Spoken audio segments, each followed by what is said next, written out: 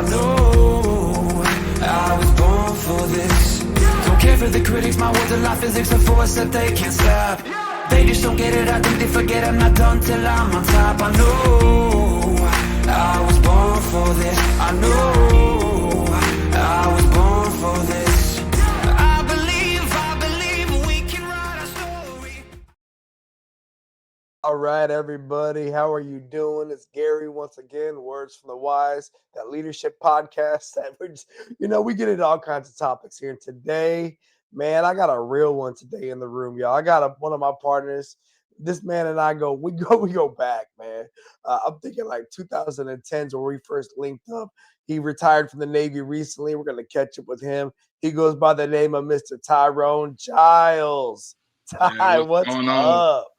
Gary, man, first of all, thank you for having me here on your podcast, man. I know this has been a long time coming, and we finally made it happen. So I'm greatly humbled to be here, man, and chopping it up with a real one, man, like you said. Bro, I appreciate you too, man. You for real, bro. You're in my top 5 of people that I just know if I ever needed anything, like for real, you would tell me the truth. Like, Gary, this is what it is, what you gotta do.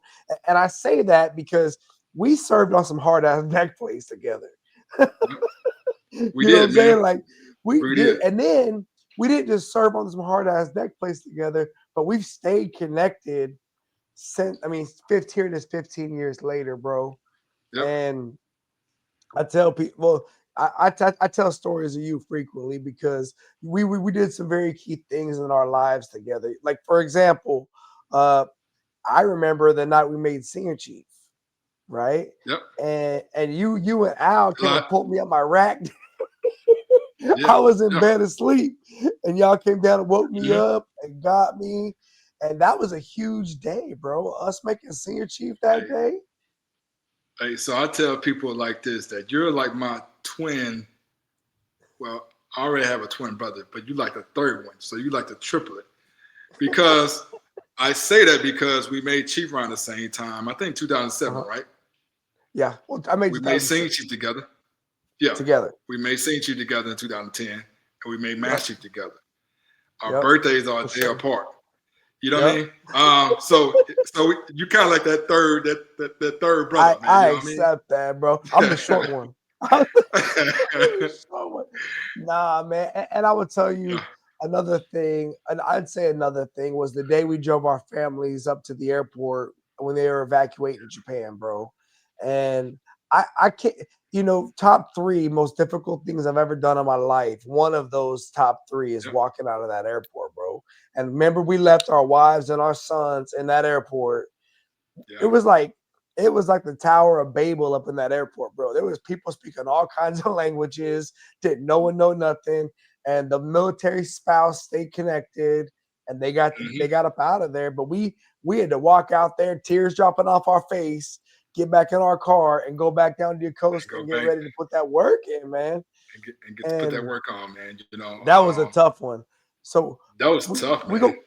That was That was tough. hard, bro. I remember I had to follow you because I didn't even know how to get to the airport.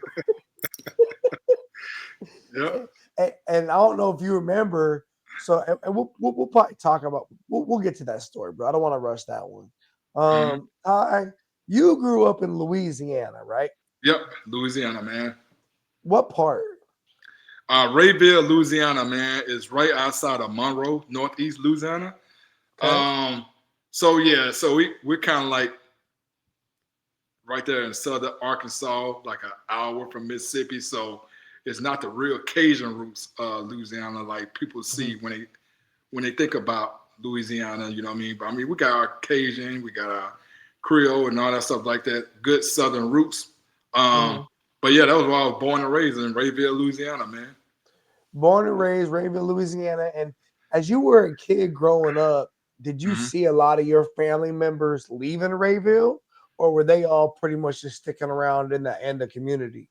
Um, they was all sticking around in the community, man. And I'll tell you that, losing my mom at a young age in 1988 when I was 10 years old, my older brother, he was in college. I had 2 older brothers.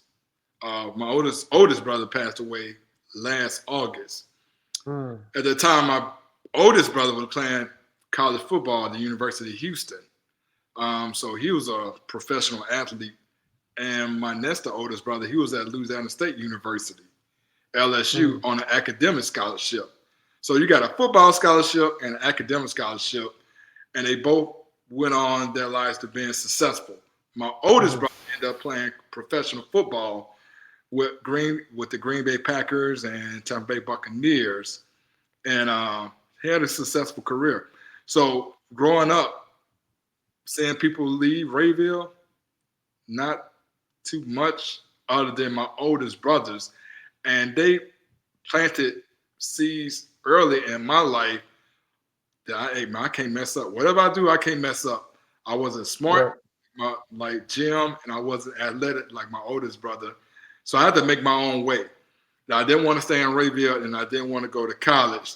So I said the next best thing for me to do is join the military. And I had my mind made up that I was joining the military in the 10th grade. I was in the delayed entry program in the 10th grade. And I tell you what, facts, me and my Navy recruiter are still in touch to this day. Because that man right there, man, planted seeds in my life as a young adult who needed guidance, who needed some structure, who needed some discipline. And he saw something in me, man. And I remember sitting in the room with him and my grandmother and my grandfather, telling him what the Navy's going to offer me and all that good stuff, man. And it happened, man. And it's good to see him. We're still connected. We're still tied in. And he said, man, you know what? I'm so proud of you, man. So I think all of it, all the attributions go to my oldest brothers and my recruiter, M1 Robert Wallace. Wow. So I want to go back real quick because you were talking about how your mom had passed away when you were younger, and like you said, you had a twin brother, and you said you were like what, 10 years old? I was 10 years old, man. So and then you got older siblings that are in college. Yep. That's a pretty big age gap, you know. Like a lot of times you can be disconnected from older siblings. They be more like uncles, right? Because if you're 10 and they're off to college already, your life experience might be a lot different than theirs because now you got to be a 10-year-old boy losing his mother, right? And you and your twin brother going through teenage years, not having your mama, where they had your mom, right? Where they had our mom, yep. That's a huge, and for me, I just recognize that as being a very different experience, you know, because you know how it is, but as a parent, like you parented your older son different, a little bit different than you do your younger son, right? I'm gonna say I got two boys, right? And my older boy, he got me when I was a little bit younger. My younger son gets a little bit more of that experience, right? A little bit more of that extra, you know, just different communication styles, different things. And so when I look at your life, I just think to myself, like that must have been just super kind of just complicated, right?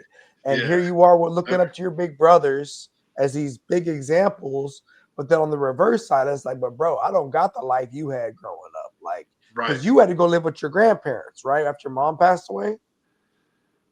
My grandmother on my mom's side, she moved into our house and she stayed with us.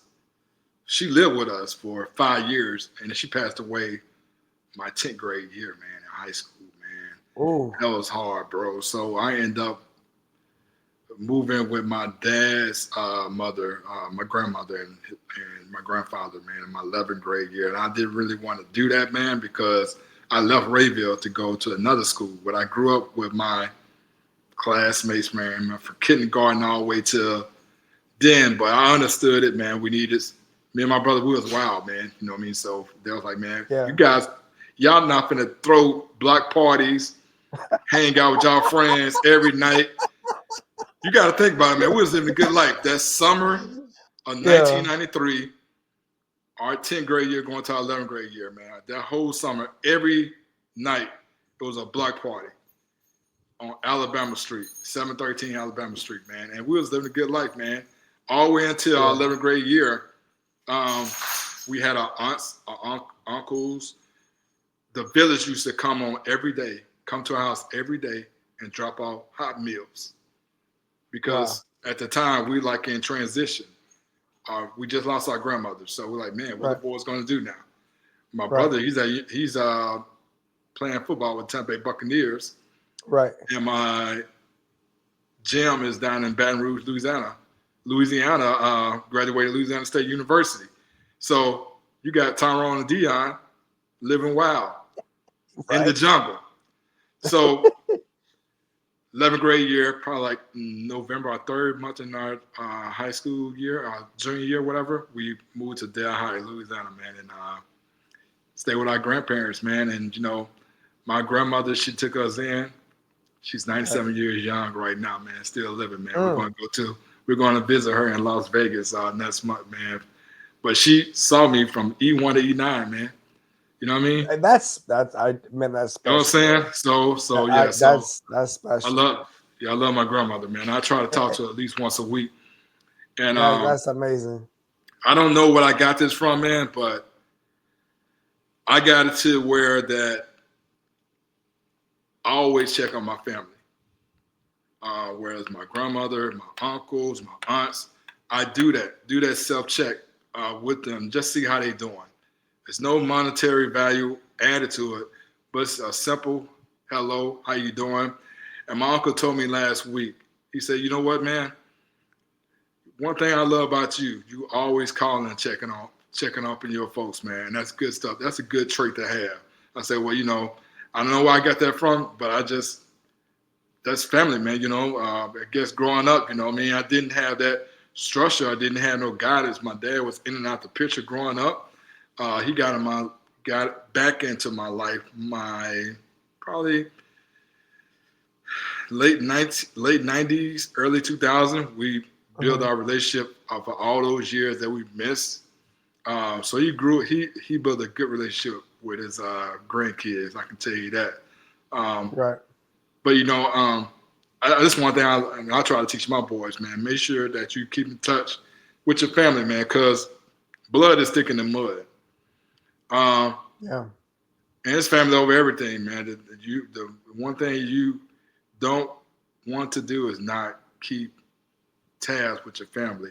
Growing up, we used to have family reunions and all that stuff like that. We don't have that no more.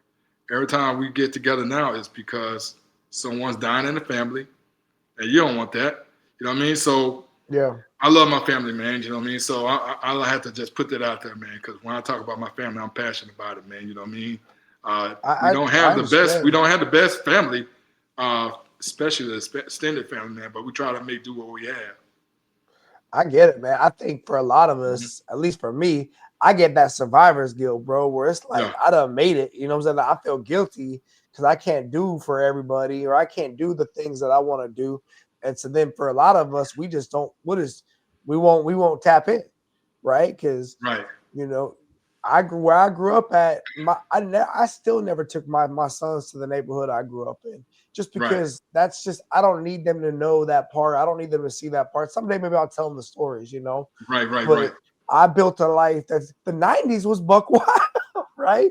I was listening, you talk about block parties. 1993, I had my own apartment. I was a high school dropout running wild with my boys. See, we got. That's why I said, man, we grew up the same but different households, man. That era, the 90s, whatever.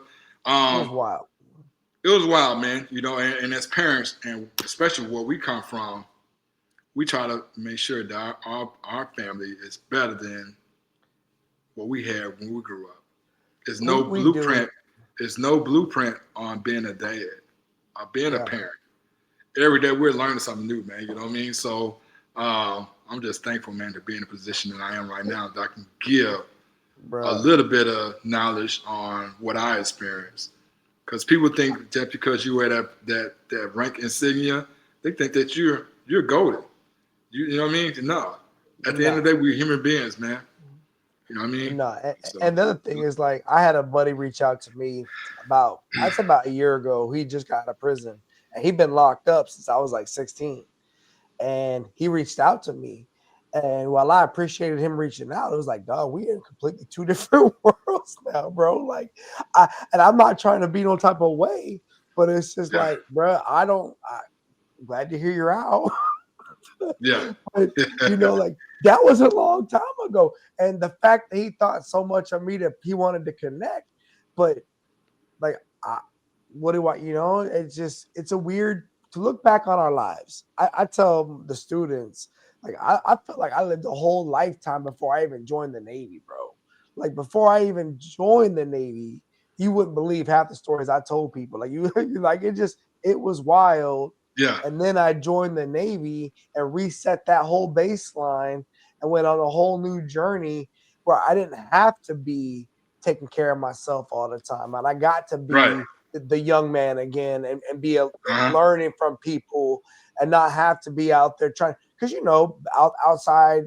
outside, you in the room with the wrong people, guess what? You better be a grown man and get yourself out of that situation.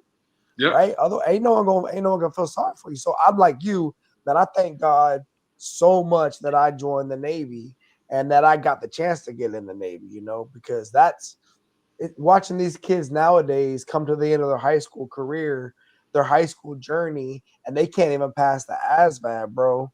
Like, that's sad, dog. Like, they need the military, they need the structure, but they're 12th grade and they're getting 20s on the ASVAB. I dropped out of high school in 10th grade, and thank God I was able to pass the GED test and the ASVAB because I don't know if education was better or it was just God, but that matters. And then to the part about being a dad, it's about making sure that our children understand the opportunities that are placed out in front of them and don't take it for granted, but you don't got to make it be that hard. Right. Because you on the reverse, right? Where I teach at, you got a lot of kids with tough times, right? And I relate with them. It's an inner city kind of an area in a country town. And so I can really connect with the kids, right? Yeah. And my son goes to the same school as all the kids do, and they're all his friends. And they look at what Hayden has because, he got access to the GI Bill money. He got access to dad with veteran benefits, all that. And they're like, man, it must be, you're very blessed. You're very fortunate. I said, okay, y'all say that. But picture this. What if he's the one to drop the bag? Right? Like, y'all, we came to where anything we did, as long as we did something, it was a win. Right? But we done did so much that our sons they kind of got a hurdle to get over to try to perpetuate this thing, to take it to the next level. Right. And oh, by the way, there's no excuses. You got a good mom, you got a good dad, you got a good house, you got a good opportunity. So, but there are still things in this world that want you to not succeed. And you have to know there's always an adversary out there, right? The enemy always gets a vote. Hey, so when you and Dion, because you and Dion joined the Navy together, right? Yeah, so here's the thing. So I joined June 27, 1995. Dion wasn't joining the Navy at the time. Because he was pursuing his rap career, man. So he went to Houston, Texas, man.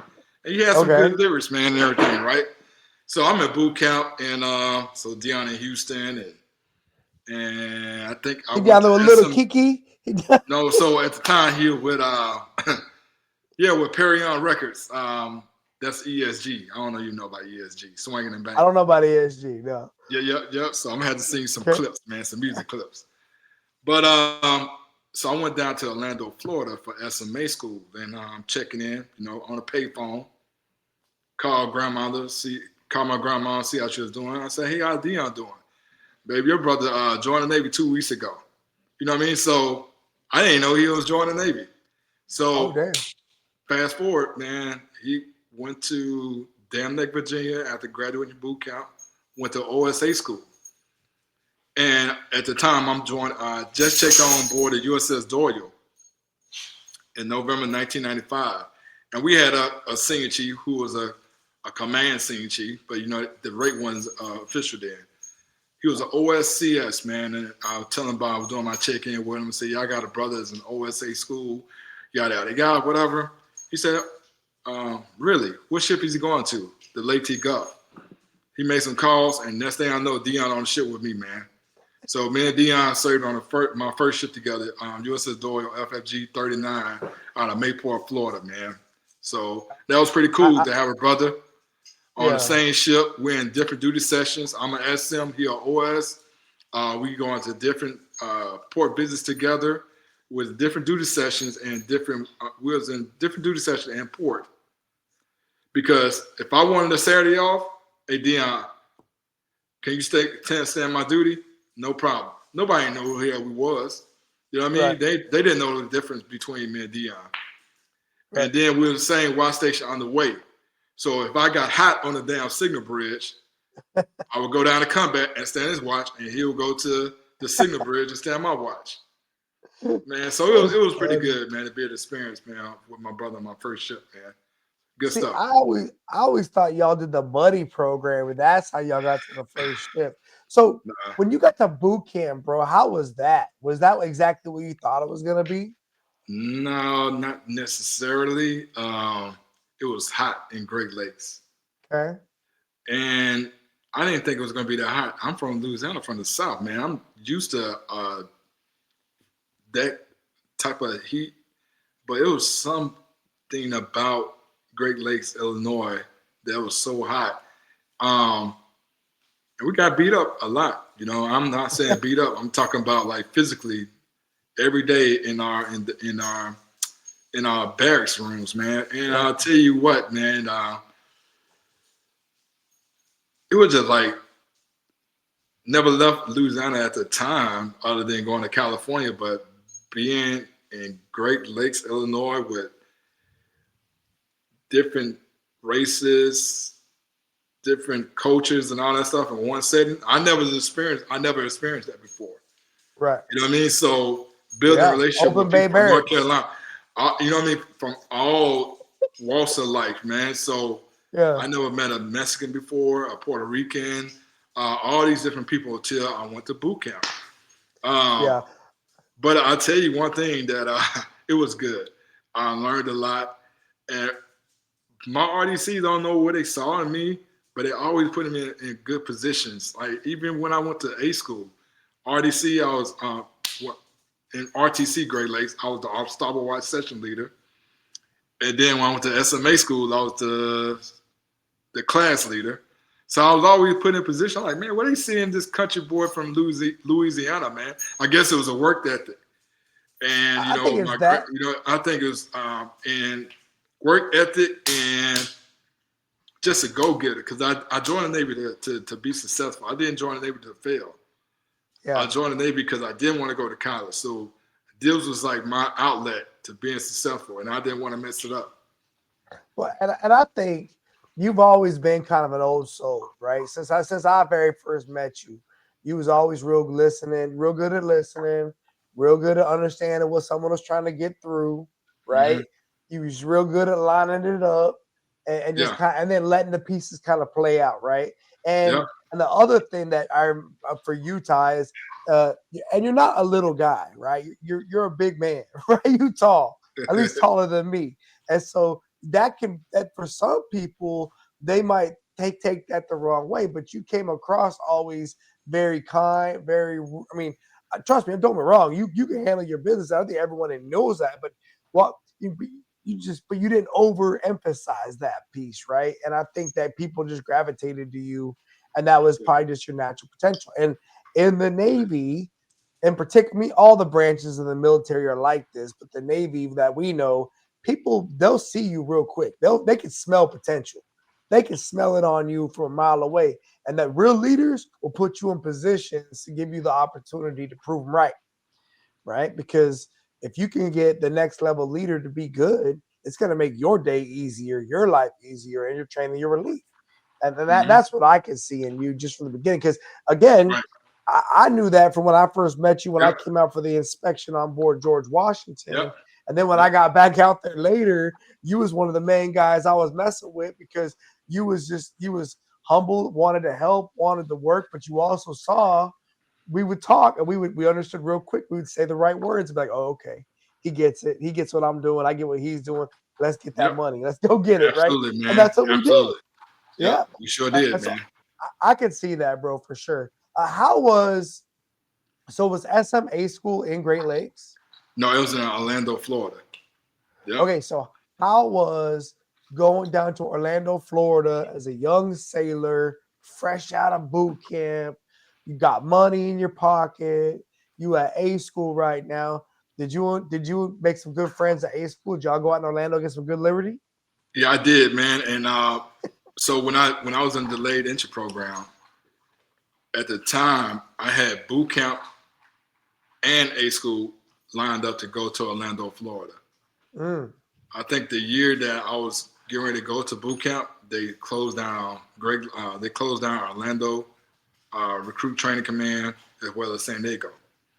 So I ended up going to Great Lakes for boot camp and going to Orlando. I just wanted 2 for 1. I always wanted, when I joined the Navy, I wanted to be stationed in Florida.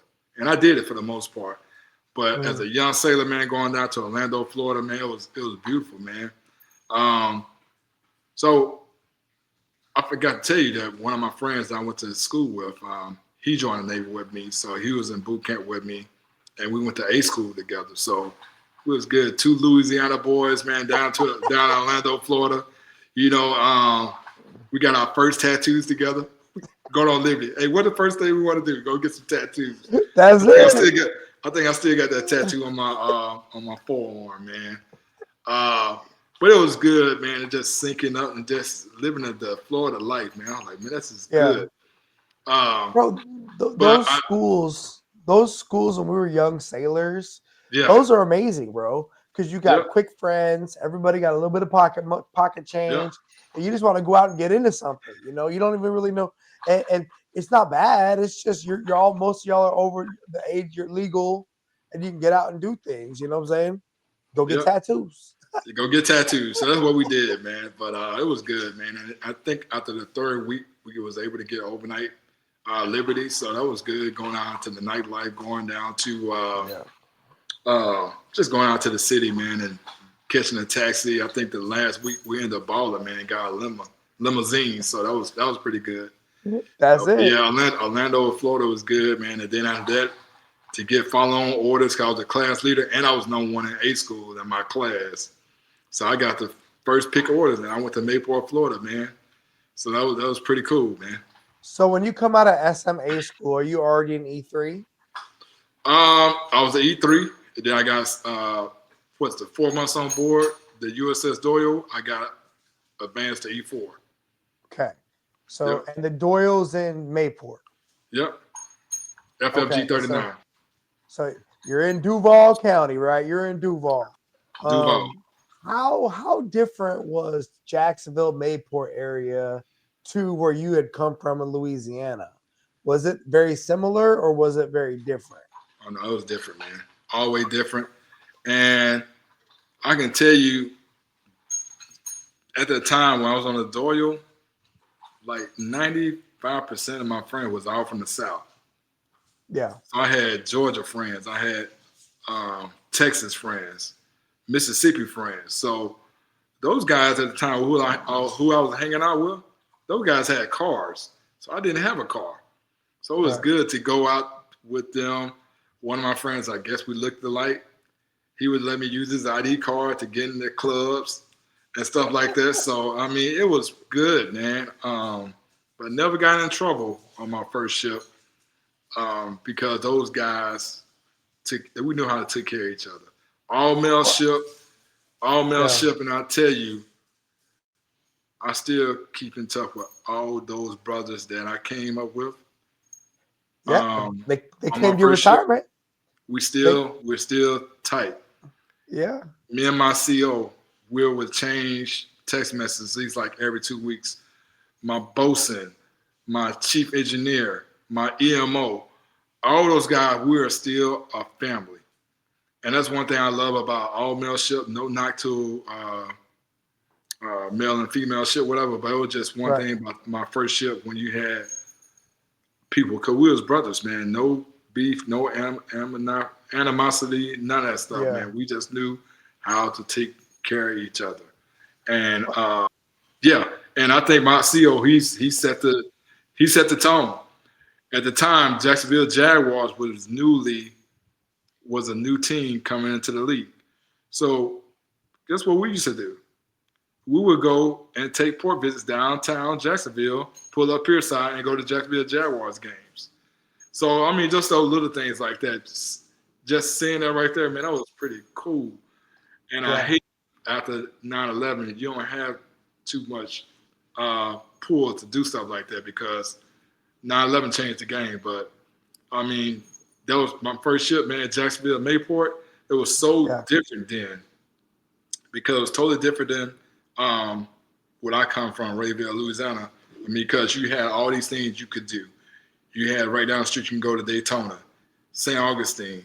So just having the luxury and the ability to see Florida in that capacity in the mid 90s was truly amazing.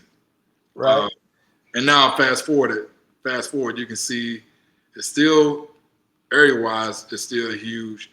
One thing I wish I could have done was bought property back then, because now it's Yeah. kind of expensive. So that's one thing I'll try to teach young sailors. Hey, make sure that you paying yourself before you go out there and buy all these clothes and jewelry and all that stuff like that. Paying yourself, man. Put some money away. Put some money in some property, because I left a lot of money on the table, man, by careless spending my money the wrong way. You know what I mean? So that's the only thing I hate, man. If I can turn back the hands of time, I would definitely change how I live and how I spend my money back in the days. But you know what? To that note, right? I didn't get on my money game, bro, till I was damn near first class, Mm-hmm. right? It was, I didn't get financially savvy until I bought my first house, and then the bubble burst, and I had to lose it Yep. all, and I really had to learn, like, oh, that's a real consequence. I had to eat that, right? Yeah. Because there Yep. wasn't people telling us like, go get that VA loan, buy that house, Right. rent Right. it out 3 years later, do it again, right? Like now there wasn't no internet like that, right? There wasn't no YouTube channels you could watch. There wasn't, if people weren't doing it already, that they weren't talking about it, at least not in my community. And I will tell you that the average sailor didn't think they made enough money to do that, even though we now know that's a lie, right? You could do that. And the people that were doing it maybe wasn't telling everybody. And when I asked you about Duval, it was because, well, first to your point about you and all your friends from the South connecting, right? I will tell you, I've seen that throughout every Navy station I've ever gone to, bro. You could always tell the dudes from the South, man. And it don't matter their height, their weight, their skin tone, their whatever. The dudes from the South always connect, bro. They be Yep. talking about SEC football, Oh yeah. Yep. right? Oh yeah. It just don't matter. When I got to the Bellawood in '97, I of course, I connected with a bunch of people, but the guys I rode with were from like Texas, Louisiana. I just got in with them guys, and they was giving me insights. That's why I got into Little Kiki and DJ Screw and Master P Yep. and all that. Because I'm in Japan, bro. I never been around none of that, but we over in Right. Right. Japan just bouncing, right, Man, I'll getting tell you, man. rowdy. Yeah. And then I know, man. It's yeah, crazy when and I so joined the Navy, man. Master P had just came out with his what was it, Mr. Ice Cream Man, I want to say, oh man. So yeah, we used to, man, that that was was good times, man. that Just, was the original Tear the Club Up album, bro. That was the yep, original Tear the Club Up song. That yep. song, we was tearing the club up in Singapore. We was tearing the club up in Bahrain, bro. We Yep. was, you know, and they because we would go to the DJs and we would ask the DJ to play a song. We would give them CDs or whatever because again, no internet, what no iPods. We would have CDs. We would go out Liberty and literally be carrying CD CDs. cases. Uh, yeah, Yep. because when we got to the hotel, right, we needed music in the hotel, Yep. right? But but I could see that. I could see you being in Florida, making friends with a bunch of people from your neck of the woods, and then but then trying to Mhm. figure out and the thing about places where the Navy is at, whether it's San Diego, whether it's Virginia, whether it's Jacksonville, you've got our military community, and then you got the community who's been living there, right? Right. That's their hometown, and a lot of us are passing through, but there's a lot of people that call it home, right? And Duval always had a little rowdy reputation, right? It was always known for being a little wild Yep. out there. And I'll never forget, I was a recruiter, and like it was like 2000, I was a recruiter And I went up to a club in Jacksonville with some buddies of mine. The club is called Jasco or something like Yeah, that, right? Jasco. Yep. Some Yeah, club, Jasco, right? Jimmy So Jill's here, place, Nautico's, so all here that. I come, and here I come from Japan, 7th Fleet. I'm on recruiting duty now. Meet up with my partners in Jacksonville. We're gonna go out to the club. I swear to God, I walk up at the club and the music stopped. Yeah. And this dude come rolling up. He's, hey man, you in the Navy, huh? I'm like, yeah, I'm in the Navy. He's like, hey, you gotta stick with us. And I was just like, damn, that was one of the first places I ever felt like I was like in the South for real. Yep. Like, Hey, because look. everyone was looking at me like I was crazy as hell for Yep. walking up. But that's what we did as sailors, right? We didn't. Hey, look. We went And that was everywhere. the club. And that was the club that I used to use my homeboy ID to get into, Jasco. It was a good club. It was. I had a damn good time. Yep. But I walked out of there because, and I tell this to people. I say, you know, Florida is like 5 different states in one state, right? Because you got different vibes all across the state. You know, Jacksonville, Duval County, it got its own energy. The Panhandle, Panama City, Pensacola got its own vibe. Tampa, man, like I love Tampa. That's why I recruited. I recruited in Clearwater, Florida. So I can tell you all about Guava Wing, Gasparilla, very inclusive, very diverse location, right? Super vibe. Yep. Then you got, you know, where I'm at now, Orlando got its own energy. Yeah. Yep. So Florida is just one of them states. And so, well, I could see people in Jacksonville or in Duval.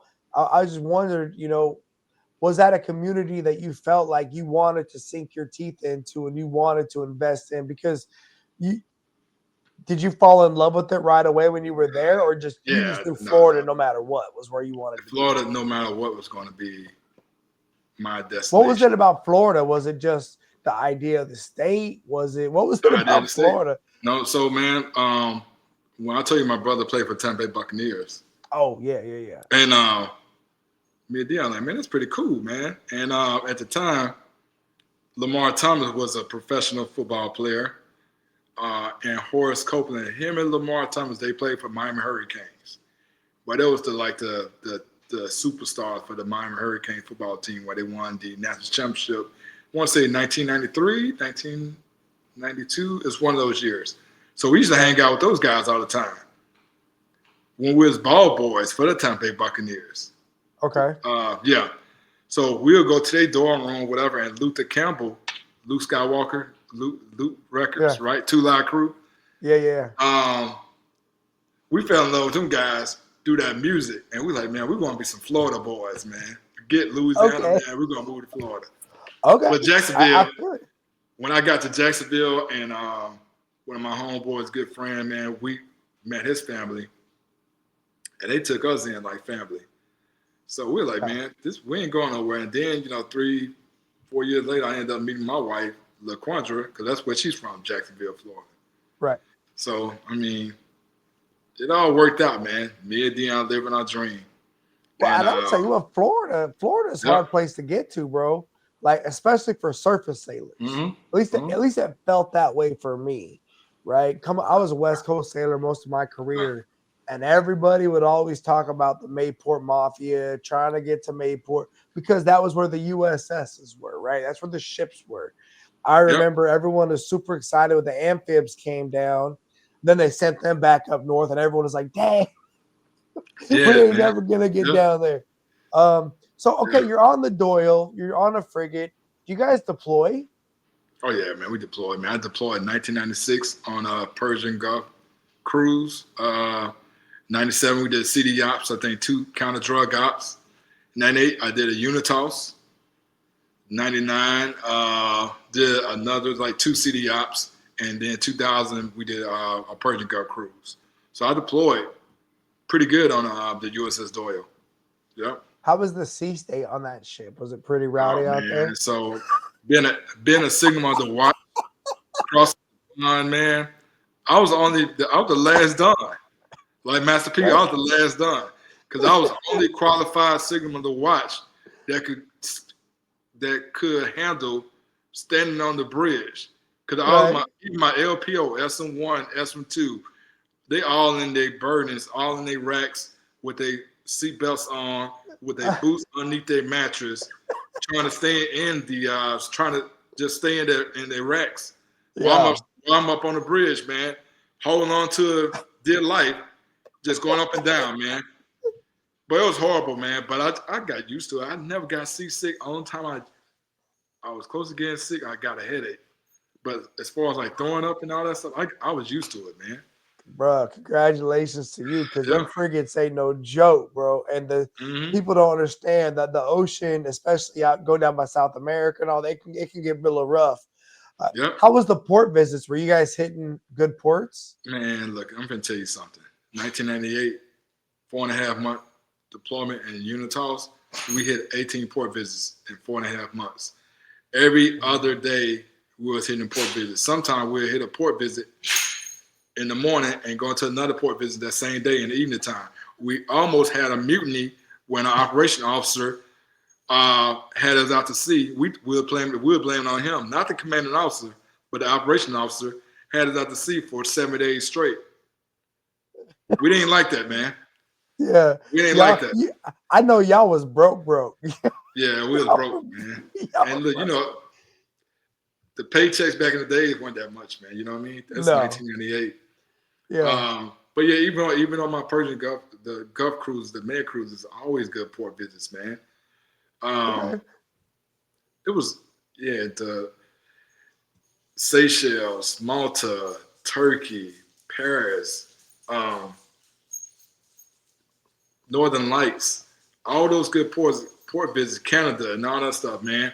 And one thing I hated, Gary, was listening to old guys that never was stationed out of Mayport, Florida, saying, "Hey, whatever you do, don't never get stationed overseas.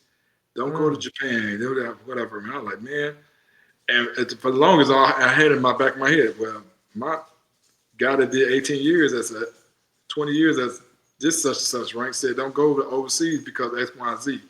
I wish I would never listen to them guys, man, early on in my career, because I missed a lot of opportunity to get set of orders to go overseas and all that stuff. Because I think Japan, when we was in Japan, that was like my best duty station location, man, in Yokosuka. Oh, yeah. Well, the thing about Japan is my first ship was in Japan, so I kind of got that pill quick.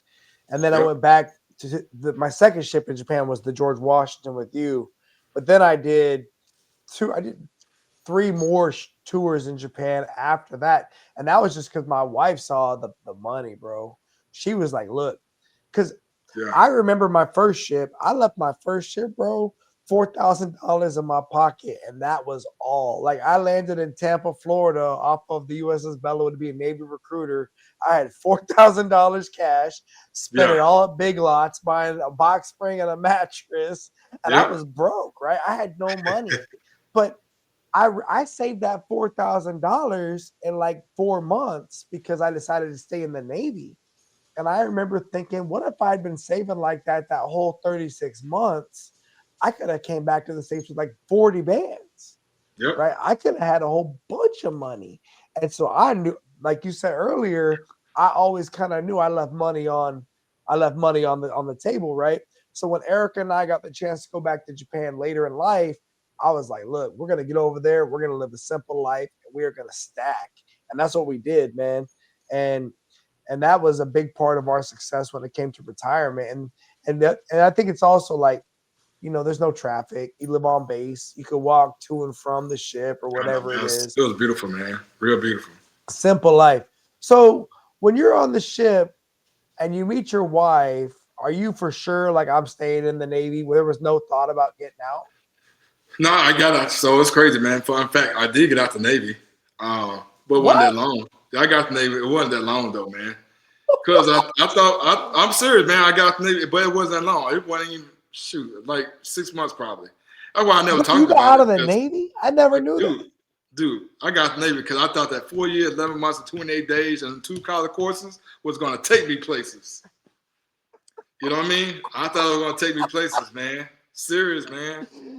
But I got out the Navy. I was an SM2, man, when I got the Navy. And I'm going to tell you, when I was saying when it was quick, when I came back in, because I'm seeing a couple of my homeboys on the ship. They was going recruiting. One of them got picked up for officer. And keep in mind, I was in reserves though, right? I joined the reserves. But I'm like, man, for real, man. Command Center Chief told you that. That's okay. He told me. He didn't tell me that, man. You know what I mean? So, I'm finna tell you something, bro. The day when I was coming back in the Navy, man, I'm on NAS Jacks. I'm in the lobby, and I'm looking at the TV, and I seen this damn plane hit the Pentagon, right? And then a couple minutes later, I see that a couple hours later, the plane hitting the Twin Towers, and I'm like, "Hey, man, what's going on here?" They said, "Man, we're under attack." Yeah. At this time, I'm at the recruiter station, reserve center, trying to get my DD-214 and all that stuff. Because I was going to join the Navy that day. I was joining the Navy that day, getting back in the Navy, man. I saw that right there, and I did what any 22-year-old would do at that time. I got up out of that recruiting station. I went home, man. I said, I ain't finna join the Navy. I ain't finna get back in that, man. But a month after that, in all seriousness, man, that following month, I came back in the Navy. I did what's right. I knew me and Quanta talked it over. We prayed about it, and she supported me. I got back in the Navy, and that's when I got signed to the USS the Sullivans in Mayport, Florida. And I said, I'm going to do this thing the right way this time. I'm going to surround myself surround myself with positive people, find me a mentor, someone that's going to give me some good guidance about the United States Navy, and that's what I did. And that's incredible. When I did that, man, the sky was the limit for me, bro. Yeah. Because I came back in the Navy with something to prove. Yeah. That following year, we went on deployment as soon as I got there because what was going on. That following year, I made SM1. I got picked up for Cell of the Year. I had, you remember Admiral Brown? Mm-hmm. What's his name? David Brown? Yeah. He was coming. He was SERPAC. He was out of the 3-star Admiral Surface Pacific. I think that's where he retired out of. Mm-hmm. But also he was deputy CMP at Militant when I was an NC Master Chief. But he was my CEO on the USS Sullivans, man. I was at SM1, and he approved my package to convert to NC. He said, "Hey, look, I can approve this package for NC on the one condition: you're gonna come back to this ship as my Navy counselor." So I left the ship as an SM1 Cell of the Year, came back as an NC1. And that dude right there, man, we kept in touch. When I made Chief, he picked up 06. When I made Senior Chief, he picked up the 1-star. Every time I made rank, he would make rank. And we kept in touch. And when I know I probably jumping the gun, but when I helped rewrite the Career Counselor Handbook, his name was, he signed our Career Counselor Handbook when he was the deputy CMP in Militant. He said, I would never thought that I'd be in position. Here I am influencing policy and writing policy, and I have my bestseller on the USS the Sullivans as my first class. And I look at you as a NC Master Chief. So it was crazy how we followed each other when we left the Sullivans, man. But yeah, USS the Sullivans, man, where I think that's where my career really plateaued and took off, because I was on a mission and I had a purpose, and that purpose was not going to be distracted by anybody that was in my way. If you was in my way, you didn't see the same thing that I was seeing. You didn't have the same vision that I had. If you didn't believe in me, I wasn't going to let that happen. Let that deter me for achieving my goal. So yeah, the Sullivans, man, is where I really took off in my career, man. Ty, man, what a wow, bro. Talk about dodging, like you about made a big mistake.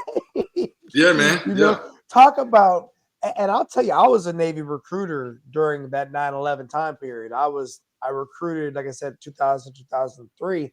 And it was hard to get people back in the Navy that had got out Yep. of the Navy. Yep. But maybe 9/11 made it a little easier for you to come back in Yep. and to get back going.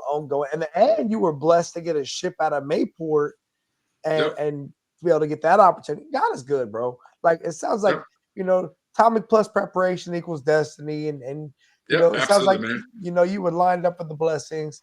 And Yep. that's, when you came back now, why did you convert to NC? Was the SM rate going away and you did not want to become a quartermaster? So the SM rate was going away. I came back in to be a signalman master chief, and the Navy took that away from me.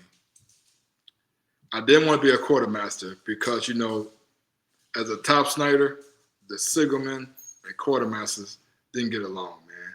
Mm-hmm. And I ain't want to be a quartermaster because that reason. I could have went Master Arms, post 9/11. The Navy was recruiting Master Arms. Mm-hmm. And I think it was like 100% advanced to chief. But I looked at it at the time, I was looking at having a career than just to have a job. And I wasn't looking at trying to make chief, man, like that. I want to make chief to do something that I was happy doing. So I was already the command career counsel on the USS Sullivans. We had an NC, but lo and behold, it's only two type of Navy career counselors, Gary. EDU. Hey, look. Can I cuss, man? Can I cuss on the podcast, man? You can cuss. Hey, go ahead, bro. Two types, man. Either you shit hot or you not. There's no in between. Yeah.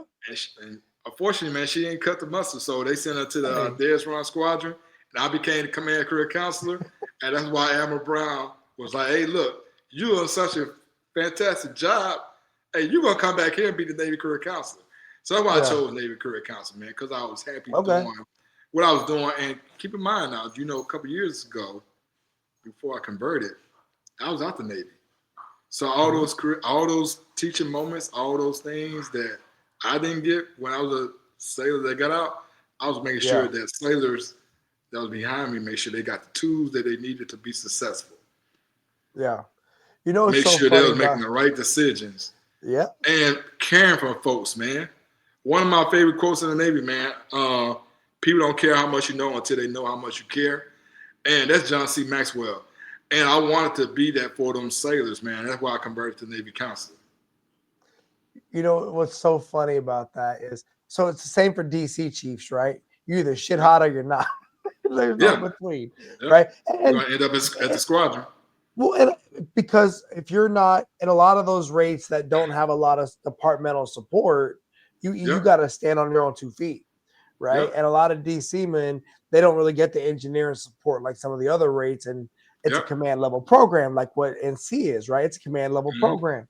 You can't afford for it to not do good, and you got to be able to communicate the problems early and effectively and work with everybody and all the other stuff, right? When I got back from recruiting duty, my intention was to become an NC, right?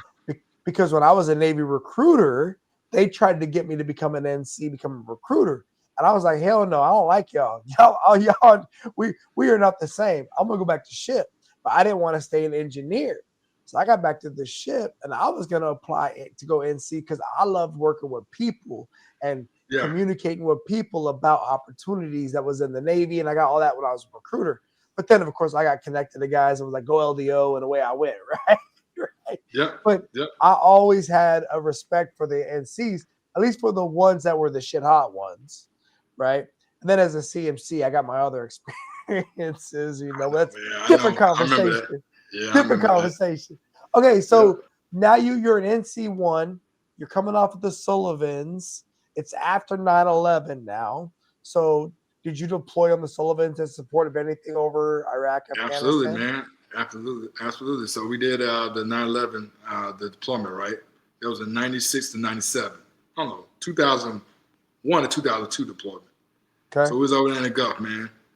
Putting warheads on foreheads, man. Over in the Gulf. And then I did a 2003 deployment. No, it was 2004, and then I transferred from the USS Sullivans. But I was an SM1, man. I was on the Snoopy team. I was damage control. And in the repair lock, I was in a repair lock of 5. And I was also on the seamanship training team.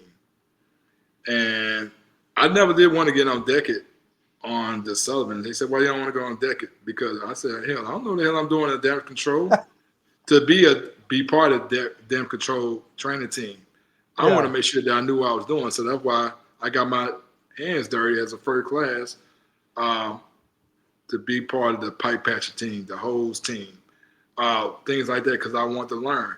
And I carried this same mentality when I got to the George Washington. I don't want to go too fast in my career, but I was content being the repair locker chief on the USS George Washington for 3.5 years.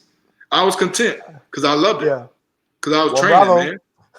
Repair Locker 1 Bravo, the best repair locker on board the USS George Washington. That was your baby, bro. You know what I'm that saying? was your baby. But no, man. So after the Sullivans, where do you end up going after the Sullivans? I ended up going to training support center in Hampton Roads in Dam Neck, Virginia. The name used to be Fissyland. And I think you worked there. So I was at Dam Neck. Okay. So it was Fissyland. It used to be, and it was transitioned to that because of revolution in training. They was training all those training centers out, and they changed to TSC Hampton Roads. So that consisted of Dam Neck, Oceana, Norfolk, Northwest Annex, and I'm missing something else, Little Creek. So I was the command career counselor, man, for all these sites, and I had I had a counterpart. We had a career counselor office in Norfolk, so I would take care of Dam Neck, Oceana, Northwest, and my counterpart would take care of Norfolk and Little Creek. It was 4 billion NCCs. No, 4 billion NCs. I was NC1, and we had 2 NCCs and another NCC. But it was great, man, because I got to see different people.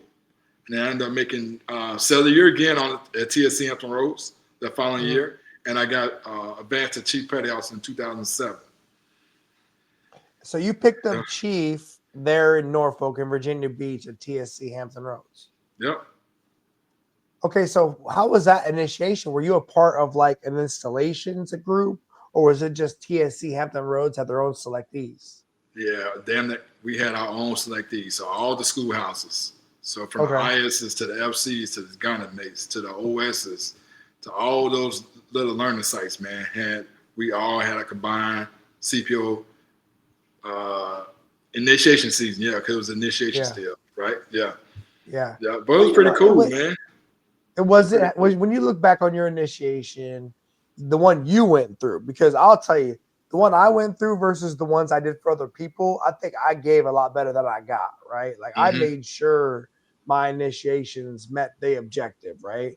And I think that when I got initiated, I think they were all kind of trying to figure out what this normal looked like, the year I got initiated, I think it was 06, and I think it was like transition or something. It was transition. It was still transition for us. Yeah. And like I remember my CMC, he had his qualms, right? He would tell us he had his issues, his concerns. But I had a good initiation season. But then I went to my next one as a chief at ATG, and I saw so many things I never saw in my own initiation, right? And so when you look back on your initiation, was it good for you? Did you get what you needed to get out of it? I got what I got out of it, and I'll tell you, going in with 30 plus CPO selectees at that time. Then you got all these chiefs, senior chiefs, and master chiefs. Whatever we did right, man, it's like we could never mesh together, right? For whatever reason it was. But we made it work. And I got what I got, and I got so much out of it. And that following year, I transferred to the USS George Washington, Japan. I was like, damn, this is what Senior Chief Arbuckle was trying to tell us. This is what this person trying. You know what I mean? So I was like, man, I feel like an idiot now. You know what I mean? But, so it really came back full circle. Well, okay, this is what it is. This is what it was trying to tell us. And wasn't registering with me at the time. I had an aha moment. And I was like, man, okay, it was a good season. And I took some nuggets from that. And I learned a lot. And to this day, even after I made chief in 2007, I was still referring to my charges every month, especially during the CPO initiative season, just recharge my battery, get back in that CPO prior season. I was looking at my charger from some people. You have some people that say some meaningful things in there, and then you have some other people just want to take that chance or take that opportunity to say stuff that they didn't want to tell you in your face, but they're putting in your charge book. I'm like, man, really, dude? You know what I mean? So, but yeah. Oh yeah, I got mine's right there. I got my charge book right up there on the wall, and whenever I read through it, I get some of those same feelings, right? And I remember just when I was going through it, there was just like a lot of validation. There was a lot of communication conversations, and there was a lot of learning how to trust people that maybe I didn't know, right? Because I made chief on a ship. I went from being a second class petty officer to a chief. These guys raised me, right? So it was a little weird going into the mess and like, hey Bob, what's up? Talk. But just like, so I made chief on Ogden. Then I went to a float training group, San Diego, as a chief, had a very successful tour there, but ashore chief's messes is not the same as a float, right? Offshore, everybody can go home, right? Everyone can just go their own way. But when you're on the ship, so much stuff that connects you, bro. 3M, GQ, zone inspection, cleaning station. Right? You're right. So much lunch, breakfast, dinner, like hanging out on the porch and talking smack, right? Like those things will connect you, and that's where you'll see it all come together. Really, is that afloat chief mess? So when you got orders to GW, it was still in Norfolk, right? So look, I got orders still in Norfolk. I'm gonna tell you something. You remember I was telling you that this was the full circle moment at the time. I'm a young chief now. I'm trying to get to a aircraft carrier, and I didn't care where that carrier was stationed at. I wanted the hardest assignment. So I called my detailer. I said, look, I want to go to USS George Washington. I heard they're going to Yokosuka, Japan. He was not trying to hear me out. So I made I contacted Fleet Forces Command, the Navy Career Council Master Chief. She was at my retirement ceremony. I said, look, I'm trying to take me a hard job.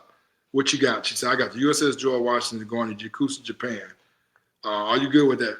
I've been trying to tell the detailer who I want to go to, but he's not hearing me out. Not even 10 minutes, she called me back and said, you got them orders. I transferred July 2008. At the time, George Washington was going across they was at the just had a fire, man.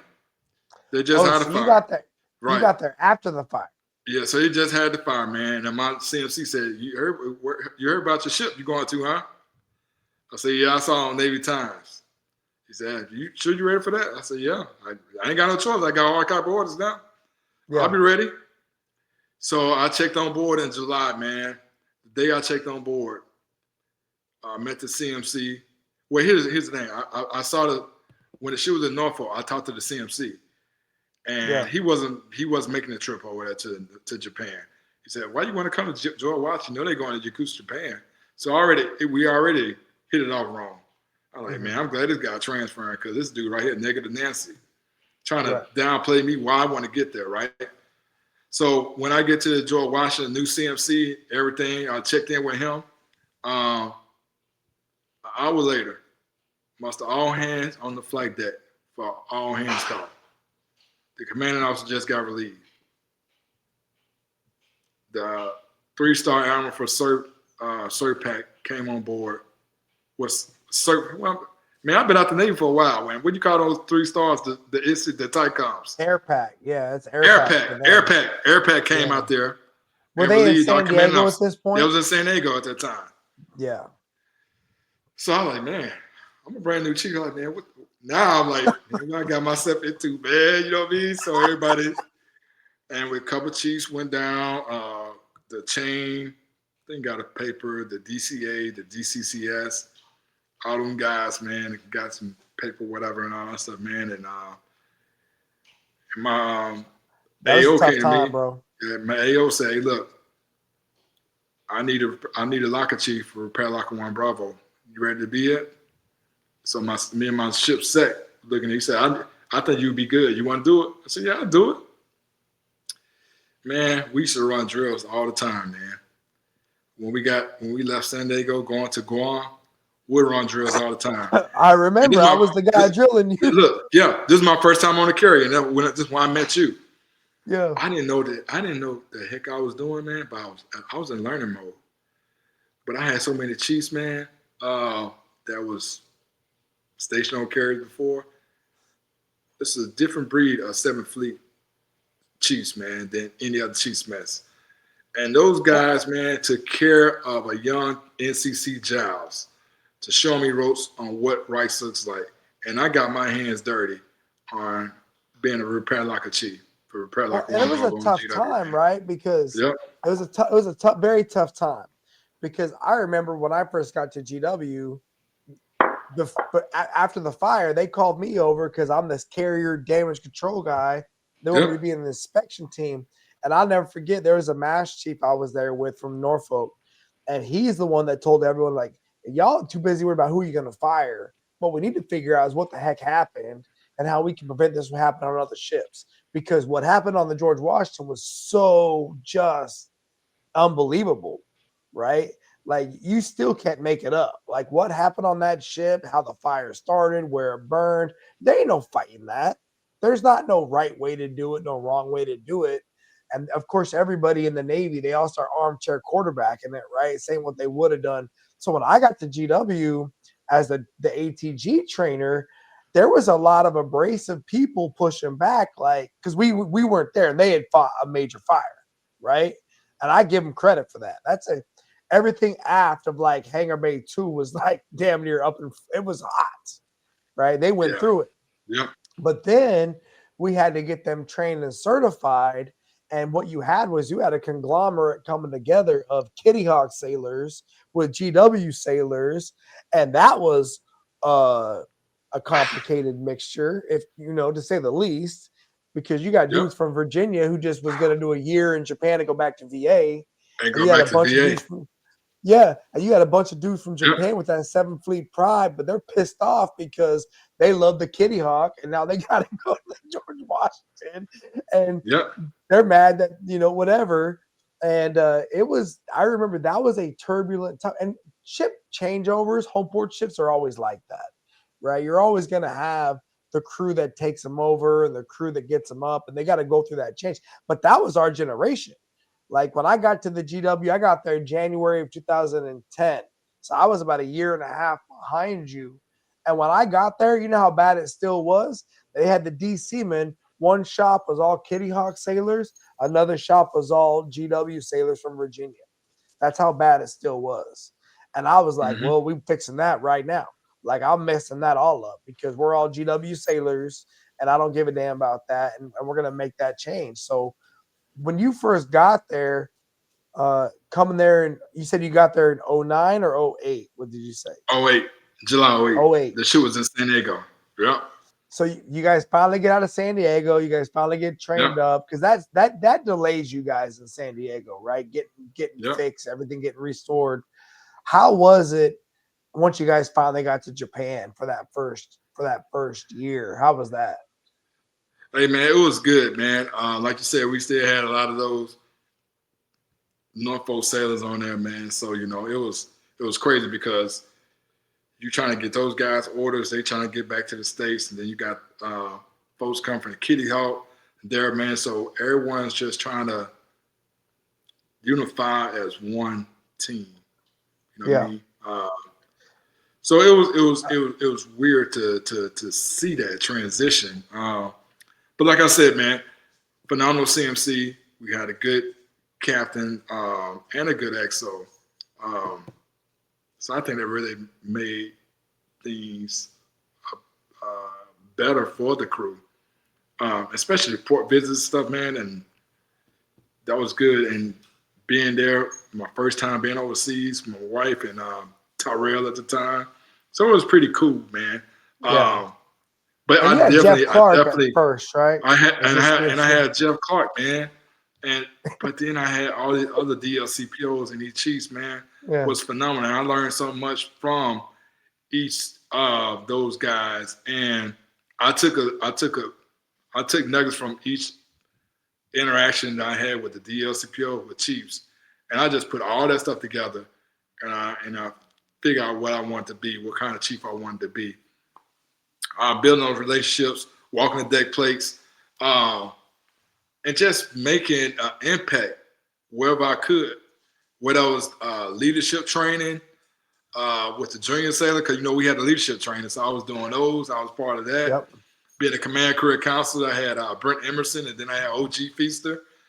And but yeah, man, it was good to be there. And as a young chief, man, that the GW, they raised me to be a great chief, man. I owe it all to the GW for showing me how to navigate to adversity, where we experienced Operation Tomodachi. That was a scary moment, man, because we didn't know that we was coming back to Japan. At the time, taking our families to the airport, you and I with Erica and Laquanda and our two boys. Yeah. It was like the last ship, really, right? It was. We thought we were never coming back to Japan again. Yeah, we thought we were never coming back. And and learning how to be strong. Yeah. Learning how to be strong as a chief, because you got junior sailors looking up to you. I couldn't fold in front of them. We couldn't fold that. We need to be there for them. Even that means that was doing 3 GQs a day. Remember Still that? Beach picnics, all those things like that, man. Trying to keep them motivated and not do the crazy stuff like getting in trouble and all that stuff, man. Japan was hard, man, for young sailors, man. Japan was hard. Well, and look, it was hard. There was the GW experience I think you had going over there. But when I got there in 2010, it was hard because the CO was a hard man. Like, he was just kind of mean at that point, right? I remember we did an inspection one time, and we had done very good. And he was like, damage control is a cancer on the ship. And I was like, yo, we did good. what the hell? Yeah. And what I learned, and I learned this from Marty, I learned this from just other people, was just that's how he was. And I learned how it is to be a CMC when you got a CO like that guy. Because he was tough. Like, let's be honest. We were very, very unified as a mess in trying to stay out of trouble. We would look out for each other, right? You could when the block was hot, we would pass along the word like, "Hey, stay out and about." Be because I remember they'd be in your spaces calling you out over the duty.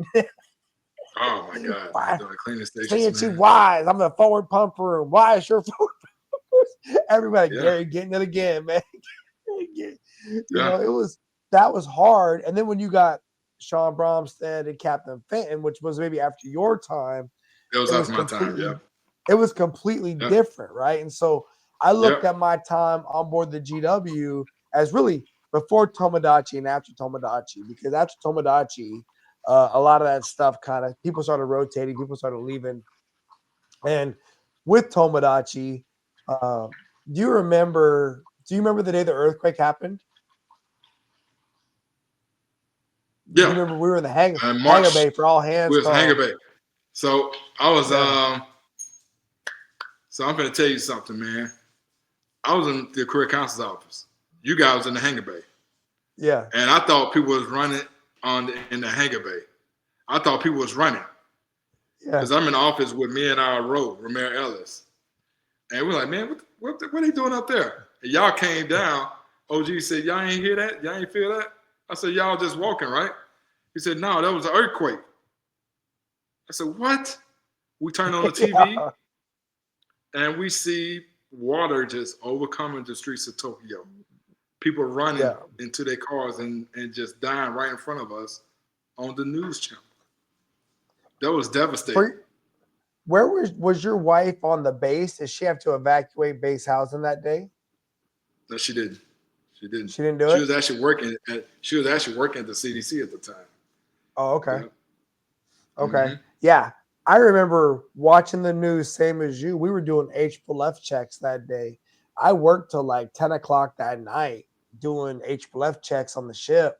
I didn't get home to my house till late. Like it was damn near 10:30 at night when I got home. And my house was jacked up, bro, because we lived on the 7th floor of a tower and stuff was just knocked all over the place. Erica was crazy scared. And then I don't know if you remember all the aftershocks that happened for the rest of that weekend, right? Remember, it was shaking. It was like those Yeah. aftershocks were damn near earthquakes on their own. There was earthquakes on their own. Yeah. Yeah. Yeah. And then You're we right. come into work Oh on man, that was scary, man. scary, bro. Man, and remember that was when Facebook really started happening, and like the spouses Yep. was talking on the groups, and we were watching Northern Japan, seeing all that was going. And I never forget because we had GQ on Monday morning. Remember that? We Yeah. had ATG coming on board Monday morning for a GQ. And so I had gone into work the following. So we had the earthquake on Friday. I worked till 10 o'clock that night. Back on the ship Uh-huh. Saturday morning doing SCBA checks, getting ready for SBA ATG checks, on man. Monday, right? ATG on Monday, and it was during that Monday morning that the radiation alarms went off on the ship, Uh-huh. and that we knew we Yep. had a problem, and we knew we had Yep. it was snow and ash. Remember that? It was snow. Yep. Man, and then after that, man, I think we start getting the orders in, man, from Sato, man. We start getting a Tiger team over there, and they start pumping out the orders for families to evacuate and all that stuff. And then that's when we start Well, we making got our plans. families out of there even before that happened. Like Yeah. I don't know. I Yep. mean, We sure did. I pulled the We trigger. didn't. We didn't quickly. wait. I was We nope. didn't. We didn't I wait, told man. nope. Yep. I told Eric, I was like, you might as well just go ahead and pack your stuff up and leave because I don't know what's happening next. And remember, we had just got back from like 6 months underway straight. We Yep. had just got home. You know, we had Yep. Erica, remember, she was frustrated because she was like, you said you're only going to be gone like 3-4 months. Y'all been gone 6 months. Because remember that they Yep. canceled Thanksgiving that year They because North canceled Korea. Thanksgiving. Yep. Yep. So we was gone, man. Yeah. We didn't come back to after Christmas or right before Christmas. After Christmas. Right before Christmas, but we missed Thanksgiving. Right before Christmas. We missed But we Thanksgiving. did 6 months in the area, in Yep. the AOR. So you could have caught it to Yoko, right? But not everybody was Mhm. going home. But I remember it was so Monday we have the alarms go off. Tuesday we have the meetings as to how fast y'all can get underway if you had to get underway. And we're like 18 days max. Wednesday, it's like you're getting underway on Sunday. Remember that was Crazy, I man. walked out of the wardroom and I called Erica. I was like, book a flight. You're out of here. Mhm. You know, and that was when I found out you had your wife on the flight that same day. And Yep. remember the traffic to get up there to the airport, bro. Like Yeah. it was What take? crazy. I think it took us normally a trip to the airport, like under 2 hours. I think it took us like close to 3 hours to get there. But It did we down and back. and we was hauling. We was doing good speed up there too. Well, and you know it's crazy, Ty. So after you and I went up there, dropped off our wives and our sons and left, I came back to Yoko, picked up my DCA's wife and son. I drove them back to the airport. I dropped them off. I come back to Yoko. I'm literally pulling into Yoko. My sailor calls me, my DC-3 says, Senior Chief, my sister's here. She's on vacation. She's got a flight out. There's no trains. So I go pick up this girl who I never met before, throw her in the back of my car. I drive this young girl all the way to the airport, drop her off. I come back. I go to my house. I pack all my wedding photos and everything in sea bags. Yep. I go We did the across same the thing. quarter deck. Hey, and Marty's on the quarter deck at like midnight. And he's like, where the hell you been all day, Skittle? Yeah. I'm like, I've been driving to freaking to freaking airport, bro. Like, what are you doing on the but at that I remember I had told all my sailors, like, look, y'all got a day to get your affairs in order because come Friday, I'm coming on the ship and we're not leaving again until we get underway. Like, that's just it. Like, we're going to sea. We're going to figure this out. And you got to and that was when people started getting the evacuation orders. And that was hard because now they're trying to work through SATO, work through the government. And thank God we already got our families out. Like we was already clear-headed. Like, but that's the way we do things, bro. We take control. We don't just wait for the we got reimbursed later, thank God. But at the end of the day, it really wouldn't have mattered. We was getting them It out of wouldn't there no matter. matter what. We was getting them out of there, man. Ain't no way. It was no way that we was going out to sea and keeping them behind. We're gonna take care of them first. And I'm glad we was proactive on getting them out. Yeah, we got ahead of the power curve for real. The other thing you helped me out with on the George Washington is you were part of the damage control assessment and training team, the DCAT, right? Remember when I made that up? To this day, people ask me, they still want to know how we did it. And I did it on the Ashland too as CMC. I did it there. And I just thought it's what every ship should be able to do. Every ship should be able to train and assess. We just made our own team. Man. And you know, it's crazy, man. You know, as a master chief going to the USS George W. Bush, you know, I try to get some nuggets to our young DC men. I forgot who the DCCS that I had at the time. Like, it's not registered. It's not done on me because I think I was kind of disappointed. I was trying to give them some ideas to empower or help out this damn control training team. Yeah. Hey, look, I ain't the smartest, but I sure ain't the dumbest person in the world. I'm just letting you know some things that we did on board the USS George Washington, which I think will help you if you find some strong damage control training team members and make them DCAT, damage control assessment training team. This is going to help out all layers of your damage control effectiveness on the ship. But they ain't listen. But that would never be another damage control team from 2010 to 2013 when you was on the whole time. It would never be nothing like that again. Because for one, everybody was on the damage control assessment training team, was validated and educated and knew what the hell was doing. Yeah. And I always tell my going forward, and that GW and meeting you helped me out because when I became a CMC and even DLCPO, my sailors or anybody that came to me that want to be a part of DECAT, I will tell them no. Until you know what you're doing in each area of your repair locker, then you can go and jam the control training team. Because, you know, a lot of people wear their red hats because it's cool and it's an eval bullet and they're trying to make rank. I don't need that. I need when stuff hit the fan, I need you to know what you're doing so you can train those sailors, your peers, and your subordinates on the importance of damage control. Because you're a sailor, but you're also a firefighter as well. You know what I mean? And chiefs need to know.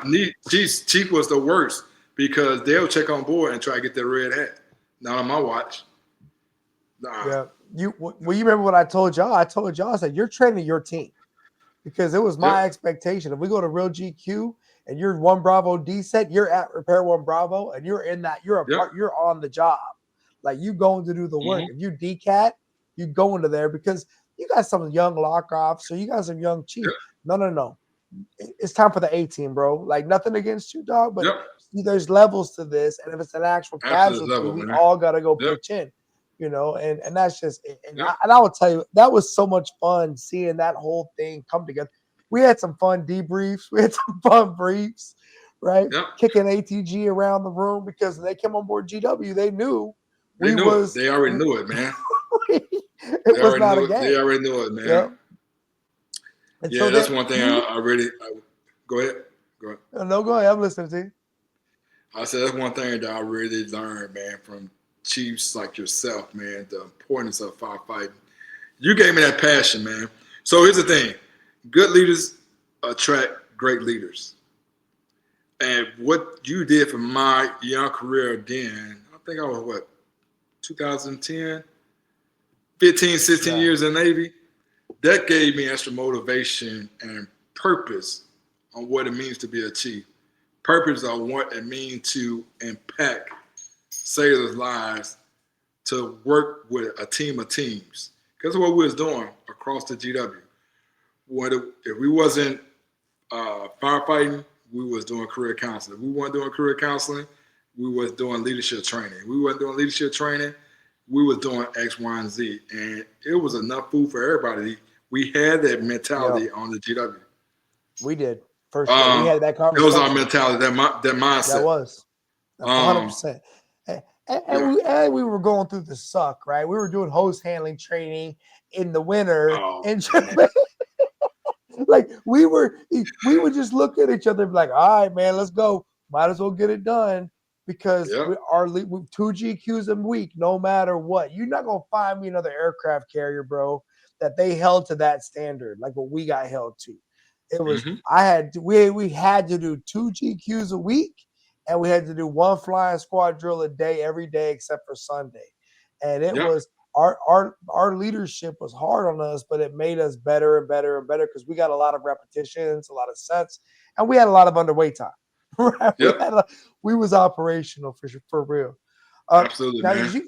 as you got to the end of your time on the George Washington, did you want to go to Hawaii? Because that's where you go next is Hawaii, right? I did want to go to Hawaii, man, because I wasn't ready to go back to the States yet. And we was making a lot of money in Japan, right? So me and my partner was like, hey, look, let's go to, even when I told her about Hawaii, now keep in mind that she didn't want to go to Japan to begin with. But she liked it. She said, you know what? When I told her about Hawaii, she was all on it. So I went to Hawaii, man. That was a good tour, man, because at the time I was a senior chief. Just got to run the CPO initiation season with my boy Al and Matt Mater. And I was ready to go to Hawaii, man, to be the regional career counselor. I was a regional career counselor in Hawaii, man. And I tell you, I thought Yokosuka Chiefs mess was off the chain. Hawaii is good too. Yeah Hawaii is legendary, bro. Yeah. Hawaii is legendary, bro. Yep. Because they got their own culture. Yeah. Right? So I get to Hawaii, man, as a young NCCS, man, and JJ Gonzalez. You remember JJ Gonzalez? Stay right down the street from me, man. Okay. Yeah, stay right down the street from me, man. And I knew him as an NCCS in Japan. But every Friday he would bring me all this fresh fish, and I didn't do nothing with it. I would put it in the freezer and then I would throw it away because it was fresh. I didn't feel like cutting it, but I'll tell him that one day. But anyway, then when I met Jay Bell stayed like a block down from me. But it was cool. Hawaii, I had Marcel Ball as my CMC. We developed this CPO initiative called the Chiefs on the Waterfront. And what it was, every Friday, Chiefs show up in force. We showed President at the Navy Exchange. We had CSAT. We empowered CSAT to do stuff around the base. And we was right there in Chiefs. Chiefs was doing the same thing. Show up on our khakis. Just having a positive impact on the island of Oahu. Just making a difference and impact wherever we could. And the Hawaii Chief was all about that, man. I built a lot of good relationships. Ended up running another CPO initiation season. That was a beast, man. You're talking about 10 commands and the ships, being a CPO initiation coordinator. Yeah. All those CMCs, all those belly buttons, man. So that was good. That was good for me. And then I short toured at the region of Hawaii, and I went to be the fleet career counselor at U.S. Pacific Fleet. How was that? I mean, because being at region is one thing, right? Yeah. But getting into the PAC fleet world, into that space, what did you think when you saw the Navy through that lens? It was good. So I was an NCCM then, right? I made NC Master Chief in 2013.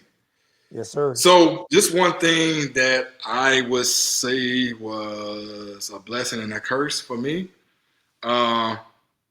because I made a lot of opportunities where I had a lot of opportunities to make a difference with policy for the sailors, changing programs, changing stuff like that, will allow me to travel with Fleet Master Chief Ramirez and Fleet Master Chief Suze Whitman and the Admiral occasionally.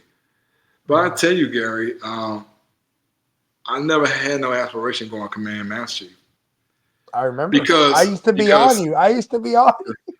yeah, because at the time, reason why I didn't want to go there because when I traveled with the fleet master chiefs, we had a lot of command scene chiefs at the time.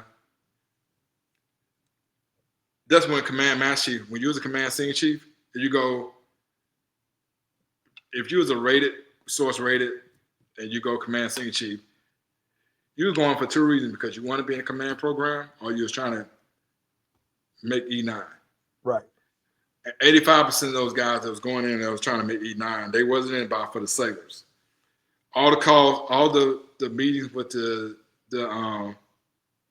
fleet master chief was, hey, what about I want to get this job. I want to get this job.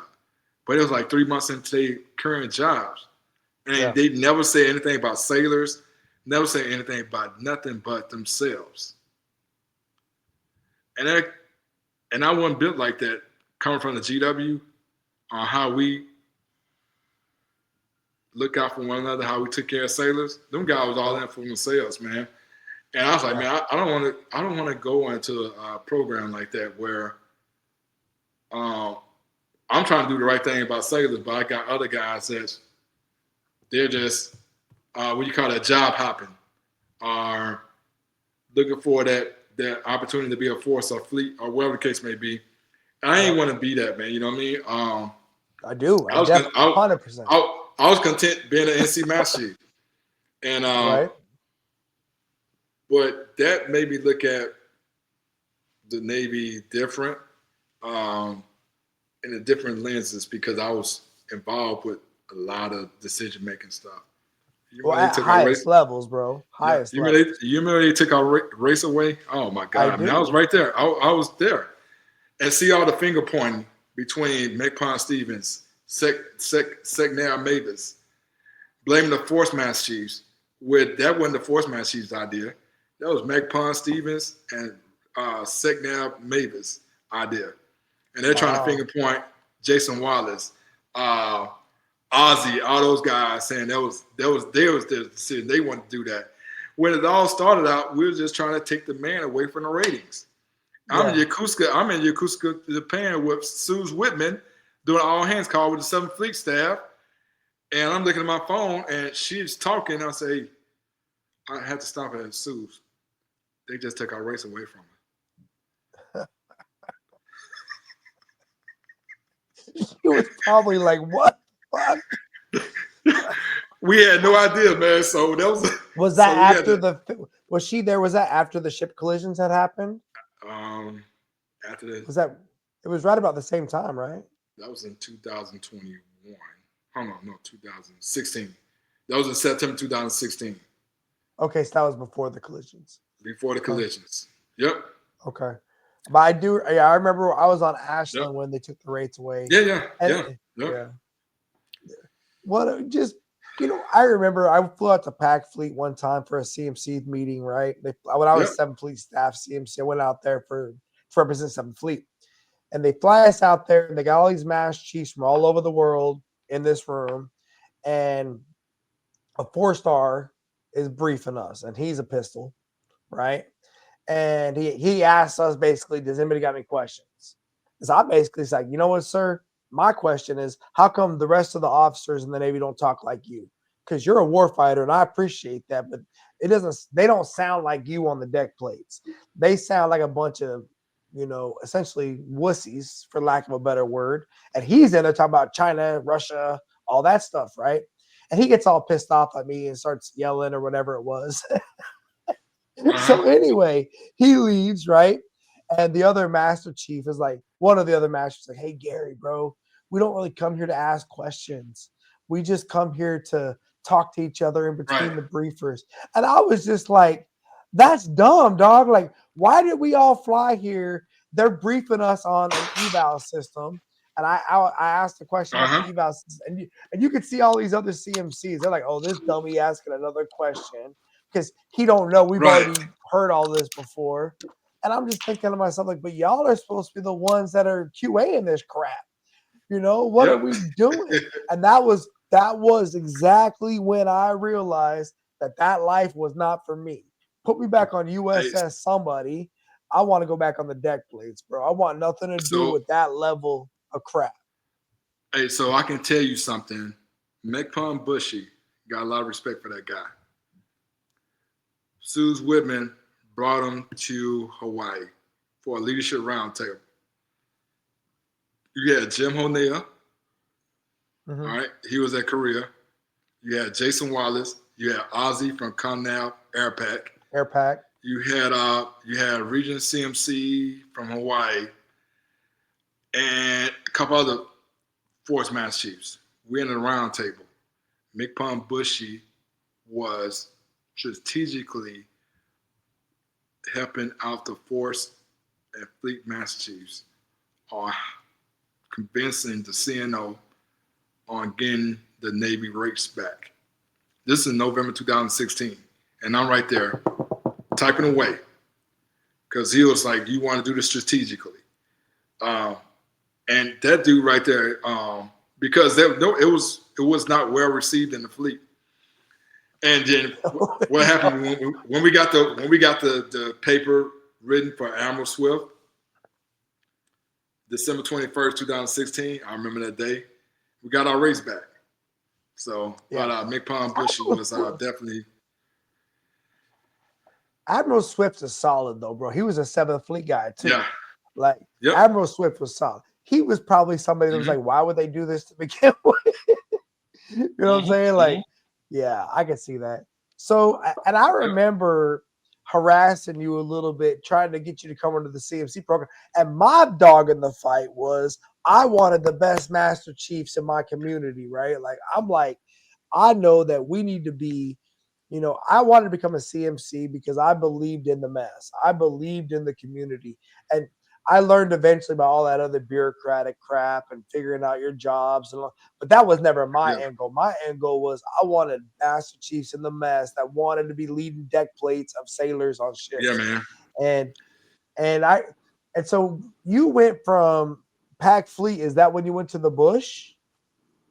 Yep. After that, I went to the Bush, man. And I remember coming and seeing you, man, when you was on the Ashland, man. And I did have working with the Fleet CPO training team. We had Jason Nupp.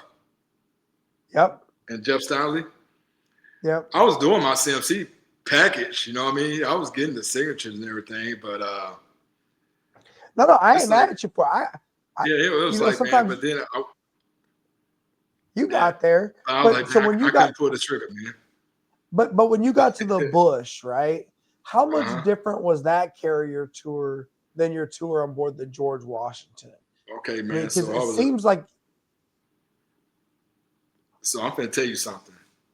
When you're a George Washington sailor, when you're on them deck plates, you gotta talk a certain way. You can't be in politics, none of that stuff, right? Yeah. When you go to these staff commands, you gotta walk different. You gotta breathe different. You gotta eat different. You gotta everything you say. You're representing the 4-star or the 1-star commands, right? So I had the mentality. I was really polished, man, because I had to speak in front of these leaders, these triads, and all that stuff. So I get to the Bush. I got the same mentality, right? I got the same mentality. But it was a blessing and a curse because I seen both sides of the world. I seen the policy side, but I was also that sailor on the deck plate side where I see if I ever get back to the deck plates, I want to run it just like this because I see how policy works. So it was a blessing and a curse because my CMC loved it because I was real in tune. I was real locked in. I had built a lot of relationships. And talking to sailors, I had to try to talk to them politically correct. But that went out the window like within the first 72 hours, right? With the sailor. But that blessing was my CEO at the time and my XO. My CMC gave me one shot. He said, "Man, nobody want to be acting for CMC for me. Can you fill in for me for this week?" He gave me a week. I said, "All right, I'll do it." So I did it. And I did it again. He said, "Time, man, I'm trying to get the other DLCPOs to do it. Trying to get Mr. Captain, hey, I want this person to do it." He said, "No, we want Master Chief Tajal to be the acting CMC when you're gone." Right. So I was like, okay, all right. But it started winning for me. I started going in my favor because now he gets selected to be the Force Master Chief at Airland. Now I'm the acting CMC for 6 months. I'm also the DLCPO. I remember watching it on social media. So now I'm doing ranking boards and all that stuff. I'm doing SOQ boards. So guess what? Admin getting all the love. So I'm the small department's DLCPO too, right? Right. What I mean by the small, the small department like CRMD, legal, deck, navigation, they got senior chiefs. Well, I was their master chief representative at the ranking boards. Oh. So guess what? All them guys start getting EPs. They start promoting and all that stuff because I was their voice. Yeah. So for any master chief that's watching this podcast, do the right thing. When it's time to go back out to sea, go out to sea because sea duty matters for a master chief. It really does matters because here's in that same list of market detailing place, whatever they got right now, I love it because master chiefs need to go out to sea. Me and you were cut for a different cloth because we knew what we wanted to be. We wanted to be master chiefs, and we did it the right way. But also, we took it a step above. We went back out to sea. Yeah. And I was the second Navy Career Council master chief that worked at a 4-star command at a fleet level to ever go back out to sea. Because all the other master chiefs that worked at a 4-star command, they either went back shore to shore. I wanted to change that narrative to do the right thing as a master chief to go out to sea because that's what sailors need you. Yeah, and for sure. And I tell you, man, when I took that tour on the bush, it was no way that I was going back to be a DLCPO. I'm ready to be a command master chief, man. Yeah, once you get access to the information, man, and once you get the opportunity to influence the change, So then you dropped your CMC package. Yeah, it was because my CMC on the bush, man. I love that program because of him. Awesome. I mean, that's what you needed, right? That's what you needed. And I think that matters, 1,000%, because you got to come to the program, in my opinion, to do it the right way for the right reasons. Because you got those people that applied, like you said, unfortunately with the Command CNC program, one thing that I saw, especially I think it was like 2016 when they made it its own rate and they promoted everybody that applied for it. That was, they swept a lot of people in that would have never had a chance of getting selected if they had not done that, right? And I think they got, unfortunately, probably a lot of people in the program they didn't really need. And now they're working their way up the food chain to be key leaders, and God bless them. Hope they all do good things. We're retired now, right? Yeah. So when you dropped your CMC package, you went to a ship out of Mayport? Yeah, USS Lassen DDG 82. And there was a selling point for my wife. She said, hey, because she didn't want me to go CMC. I said, babe, if I go CMC, I got an opportunity to go to Bayport. She said, well, go put it in. What you waiting on then?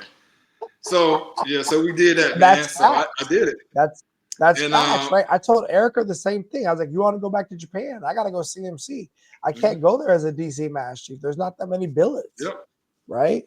And so not only do I want to go into this job, but it also aligns up with our duty station of choice too. And it gives you more options to pick from. Absolutely. That was good, man. Did you have a ball on the last thing? Because it looked like you was having a good time. I did, man. I'll tell you, but I had to humble myself. I'm always humbling myself when I go to these different duty stations, man. From a 4-star command to going to the USS George A.W. Bush. But then going to CMC, now I got the big stateroom. I got the big old office. You know what I'm saying? I got my the CMC, I got a yeoman as my secretary. I got all the perks, man. Get my uniform, got jerseys. You know what I mean? Life is good. But then I go to the USS Lassen, man. Humble, man. Back in Humble. regular old Chiefs mess birthday. Gin Pop, you know what I mean? Chiefs Mess Burden. You know what I mean? So I'm like, man, it was like a fall for grace. But 05 CO. 05 CO, all the department heads, 7 to 13 First tour years. department heads. The Yeah. average chief are 12 years First of tour service. chief. And Yeah. then, you know, here's the thing, man. You heard that saying, before you try to set things right, you got to see things right. Mm. If you think about it, on the carriers, all those department heads are post-tour CEOs for the most part, bro. Yeah. All those DLCPOs on there are master. They're CMCs at the departments. I go to a DDG. I got my average chiefs. My average years of Chiefs mess are 13 years, man, 14. Mm-hmm. Department heads, the COs and stuff, man. So I was doing more training than I was doing anything, man. Training those guys, man. It was exhausting sometimes, but it was fun. Yeah. It was fun, man. I loved that ship. We went on deployment. Man, I loved it being part of. I was had my red hat, walking around training, just talking to sailors, man, being visible, doing career development boards, loving it. I knew all my sailors on there. They said, CMC, how you do it? How you know this much about me 6 months after they check on board? I said, that's just the NC side of me to know sailors, to know their families, to know what they like, what they don't like.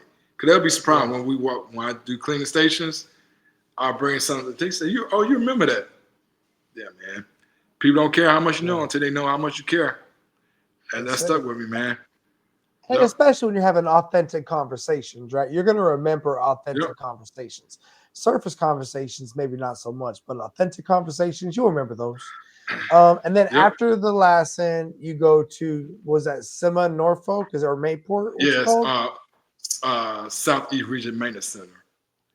And I came to visit you. Yeah, visit me. I came to visit you there when I was retiring, but I just remember thinking, like, you're the CMC of like all the engineers, damn near, all the tech reps, all the people keeping the waterfront alive. And that looked like a pretty fun duty station too.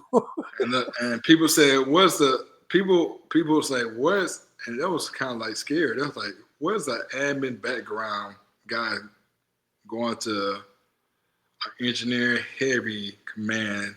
What is he going to do there? Well, I'm gonna tell you what we did. We got 3 retention excellence award. I got the Sailor of the Year, who became not only the TICOM Sailor of the Year, but the OPNAS Sailor of the Year. Got Meritorious Advance of Chief Petty Officer. Then my follow-on Sailor of the Year got Command Sailor of the Year and the TICOM Sailor of the Year. Politics came to play why he didn't go OPNAV, because and they said, his record didn't meet the cut. They did paper grading, but I know what it was. They were scared to see CERMAC get the back-to-back OPNAV Sailor of the Year. Back-to-back, yeah. So I know it was all politics right there that came to play. Yeah. But we also got the SecDef Maintenance Award. My advancement percentage were higher than not only San Diego, but Norfolk and Italy for Chief Petty Officer and E6 and below. All 3 years that I was there. So this was what it's all about, man. In order to be a CMC, it takes a special type of great deck plate leader to lead deck plate leaders. You know what I mean? And I came in that. I came in that mindset that, like I said, when I came back in the Navy, no one's gonna finna stop my shine to stop my purpose. Yeah. And I did that, man. And those ended up being the best tour that I had, because it gave me the opportunity to not only help me transition to the civilian sector, but also make a difference and impact going out the Navy and making a command such as CERMAC a good command going out in style with, man. So hats off to CERMAC. So you recently retired. What is life looking like for you now as a veteran? Yeah, life is good, man. That retirement ceremony, man. My family's still talking about the retirement ceremony, man. Oh yeah, it was a banger. I was gonna have it at Ocean Breeze, man. It was a smaller venue on base, But one of the ladies at security said, hold on, you sure you want to have an Ocean Breeze? As many people that you know? She said, you need to do it at the gym. And at the time, I said, you know what? You're probably right. I'm going to do it at the gym. And the gym was packed, man. We had people standing up. So I'm glad we did it, man. So life is looking for me right now. I'm living good, man. I'm making the same money I was when I retired. Here's what I want to say. For any veteran that's retiring, make sure you're taking care of yourself medically. Because when we came to the Navy, man, to go to medical, you was labeled as a sick bay commando. Or especially as men, you don't want to go and get stuff documented or whatever. Yeah. But hey, it's no shame. I think any veteran that's retired 20 years to 30 years should be automatically 100% disabled. Me personally. Because the same way we came in the Navy, 20 years, 30 years or whatever, it's not the same when they were leaving the Navy. And I'll tell you the other thing, bro, is retiring as a CMC, there ain't no time all the way up until the end, right? There ain't no skill bridge opportunity. Ain't no skill bridge, no skill bridge opportunity. I was running a base as the base master chief and still trying to make my appointments and still trying to make my things. And there wasn't no time off. And so I feel like for the CMC community in particular, or for the Navy, for the military, they should look at giving them like a 6-month stash somewhere to get all their medical taken care of, to get all their stuff taken care of, because it's hard, man. I said if I was the fleet career counselor, and I brought this up, I had a talking paper to the fleet career counselor. I said, look, any E7 above that's retiring, just give them a 6-month blanket on their back part of EOS, so they can transition, do a skill bridge to do all those medical things like that. But but I think that's so important, man, because the transition to TAP is okay, but there's so many resources out there, like Wounded Warrior. It's overwhelming. Opportunity is overwhelming, man. It's overwhelming. And then I think the other thing that they don't really like, you're still in the same community that you retired from, which I think is a blessing. But like people like me, I'm 2 hours west of you, right? But I'm in a town where there's no other Navy, no other community, and that took some getting used to. Believe it or not, this podcast has kind of become my way to catch up with all my friends, talk to people, and still live my life that I live here in Ocala, because I came here because I wanted Florida. I wanted to teach high school ROTC, and God, right? God brought me to Ocala. I give it to God. On the real, bro. I give it to God. But not all veterans, especially career sailors, make that transition. And I think you go through things when your phone stops ringing, right? Yeah. When you stop getting all the phone calls, and it is a change of pace, especially when you've been so busy for 30 years, right? Yep. And I'll tell you, you're right, Gary, man. And I would say, man, my thing that helped me out, that Sir Mac was able to help me transition to the civilian sector, connecting with those folks that retired, such as yourself, whatever, learning how to turn their identity off. Because when you retire, the phone's going to start ringing. Yeah. The phone's going to ring with your real ones, right? And I said this, I posted this on Facebook like 2 years ago. People going to rock with you for two things. Either because you've been official or you've been official. The ones that going to rock with you because you've been official, they're going to rock with you to the end. You know what I mean? Yeah. We may not talk every day, but they're going to check on you. Yeah. The ones that's beneficial, they don't need you no more. Hey, CMC Wise, oh man, that boy retired like 5 years ago, man. He ain't got nothing to offer me. You know what I mean? Ty Giles, he ain't got nothing to offer me. I expect that, man. I expected that when I retired. So I was mentally prepared for that. So like for me, man, I'm living a life, spending time with the family. Nonprofit, Night Bridge, Jacksonville, where I'm rocking right now. Yes, sir. Doing a lot of mentorship with the kids in the inner city, north side, east side, come from single parent homes that doesn't have a father. And we Uh, try to teach these kids, just try to be a gap with the kids. So we have mentors assigned to each mentee, giving them basic life skills, uh, teach them how to navigate through adversity, public speaking. I mean, like 2 weeks ago, man, we had some guys come out there, educators, man, teaching our kids how to write resumes, how to interview, and all that stuff like that. Man, that's important, man. You know what I mean? yeah, So give them those formal life lessons. We had it when we was growing up, but that was from people that your mom knew or your parents knew or neighborhood kids or your neighbors.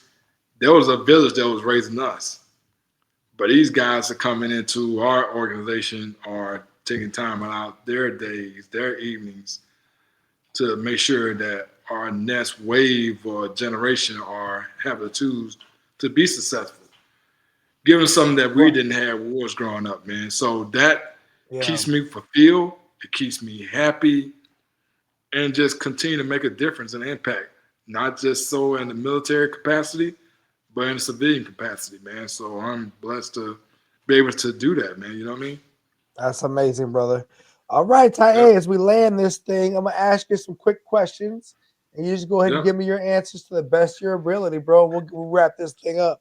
What do you see as one of the biggest leadership challenges facing organizations today? The biggest challenge I would say is people not empowering their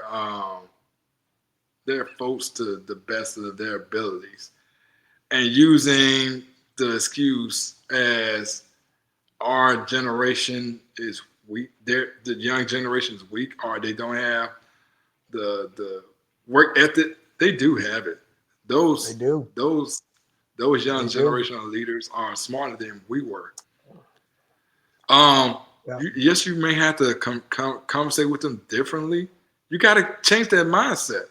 The way we was brought up in the when we was coming up, you can't conversate how you did back in the days to the younger generation. So I say that was the biggest challenge that we have to learn how to change your leadership and adapt to times because the talent is richer and it's better.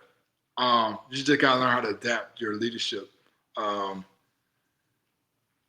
work ethic, and your everything's gonna be okay, man. You know what I mean? So I think that was the biggest challenge that I would say for next generation. Okay.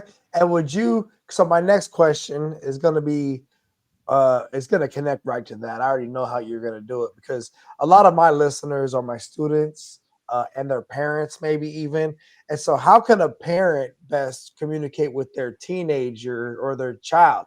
And honestly, I think you just nailed it with how you was addressing uh, working with the kids you already work with, right? But do you think a parent Yeah. should do it the same way, or is it different for a parent? Hey, so here's the thing. You and I got two boys. Mm-hmm. You may say, Hayden, you tell Hayden something until he blue in the face, and he doesn't do it. But I come around and tell Hayden the same thing. Oh, Ty said do it like this. Don't we can't get frustrated as parents. Um, but what we have to do is take time out, maybe having a dinner or whatever, and just take the phones away and just have a conversation. Be real. Be a listener. Be a listener. Sometimes just be a listener because that's what kids probably need, especially in today's generation. Yeah. Because we're fighting a battle. We're fighting two battles: the streets, social media. All right, we're fighting to keep our kids on the right narrow path. And what they see on social media, hey, look, that person may show the good stuff, but they're not showing you the real. And we Yeah. got to make sure that our kids are staying grounded. on it. So I had those tough conversations with them. I had those uncomfortable conversations. We got to have those uncomfortable conversations. Like I said at the beginning, there's no blueprint on becoming a parent. You gotta adjust, readjust, adjust on the fly, and find something that's gonna work for you and your kids. Yeah, that's it. And never quit trying. You know what I'm saying? Don't stop trying, because as long as someone's talking, there's always an opportunity to get the conversation going again. It's when everybody shuts up that we all of a sudden Yeah. recognize that we're all jacked up. You know, um, Yeah. what's a piece of advice you would give to somebody who's in an organization that they don't feel values them, or they don't feel like they're getting the opportunities they're supposed to be getting? Okay. I will ask the questions. Don't suffer in silence. And what I mean by that is, if you're in an organization if you don't feel that you're being valued, ask the questions on why you don't feel valued to your supervisor or whatever. And they can't give you a real answer on why you don't feel the way you feel or whatever. If they're beating around the bush, then maybe it's time to leave. Go to an organization that you feel valued. And here's the thing too, sometimes you just gonna have to embrace the suck like we did. We did on the GW. I ain't feel valued 75% of the days. But we did it, right? Yes, but sometimes you know what though? Yeah. To that point though, what I would tell him, everything you just said, and then it's also like, why am I letting this dude bother me? Right? Like, why is this person gotta validate me? Because I'm beneficial, mother. I'm beneficial. I was official. Yeah, exactly. You know, check my files, man. Check like, my files. No, I will grab you by your hair and drag you down the street face down, bro. Like, you don't know me. Yeah. I will choose to let you work with me today. and many times I'd have to do that because I would be so angry or so upset. I have to calibrate myself and be like, but Gary, you're not that person. You're a professional. And but like I teach my students, you cannot control what anyone else is gonna do. You can only control how you're gonna respond. Yep. Right. Be quick to listen. I can't control. Man. That's it. And so, but you have to. If it's bothering you, the thing is, you got to ask yourself, why is it bothering you? Right. And then, like you said, then do something about it. Like, ask the question, have a tough conversation, make the move. Right. Punch out. Go do something else. Figure it out. But I think too many people suffer in silence, or they start doing some bad self-talk or whatever it is. Like you said about that CMC that you had spoke to, and you're like, well, I'm glad he's leaving because he's not the one that I need to be with, right? Yep. And there you go. And, okay. All right, we're going to move through this a little faster now. All right, bro. It's Saturday night. We're on the ship. You want pizza, or are you looking forward to pizza or wings? Man. I'm looking for the wings, man. You looking for the wings? I'm looking for the wings for the simple fact, man. I'm looking for the wings because I don't like all that cheese like that. And the wings I can get a multitude of flavors. I get the buffalo style, I get the barbecue style. Yeah. I can dress it up how I want it, man. So I'm looking for the wings, man. Okay. Yeah. Hey, I need someone for the birthday cleaners, or I need somebody for the working party. Which one do you want? I'm gonna get somebody for the burning cleaners, because I know you want to be the burning cleaner. I'll be the burning cleaner, man. Because as soon as I get my job done on the burning cleaner, I can chill out in the lounge and watch some TV, watch the Sports Center. On the working part, I got a lot of elements that I got to deal with. It may be cold outside, it may be hot. I don't know what I'm getting, and then it just how many pallets are we receiving today? Are we getting 10 pallets or 100 pallets or 200? You might get put in the freezer. You might be in the freezer humping freaking hamburgers. You never know, man. So at least I know my way forward, my pathway forward if I'm a burning cleaner. I ain't mad at you. Hey, bro, we're going to meet up in the mess and watch a movie. You want to watch De Niro or Pacino? I'll watch who now?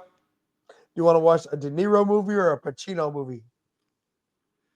Oh, Pacino movie, man. I don't want to watch Pacino movie. Yeah, yep. Okay. When you look back on your career, what was your favorite duty station? Man, I think I told you, man, the USS George Washington, CVN 73, Yokosuka, Japan. Out of all of Because, them, that's your favorite.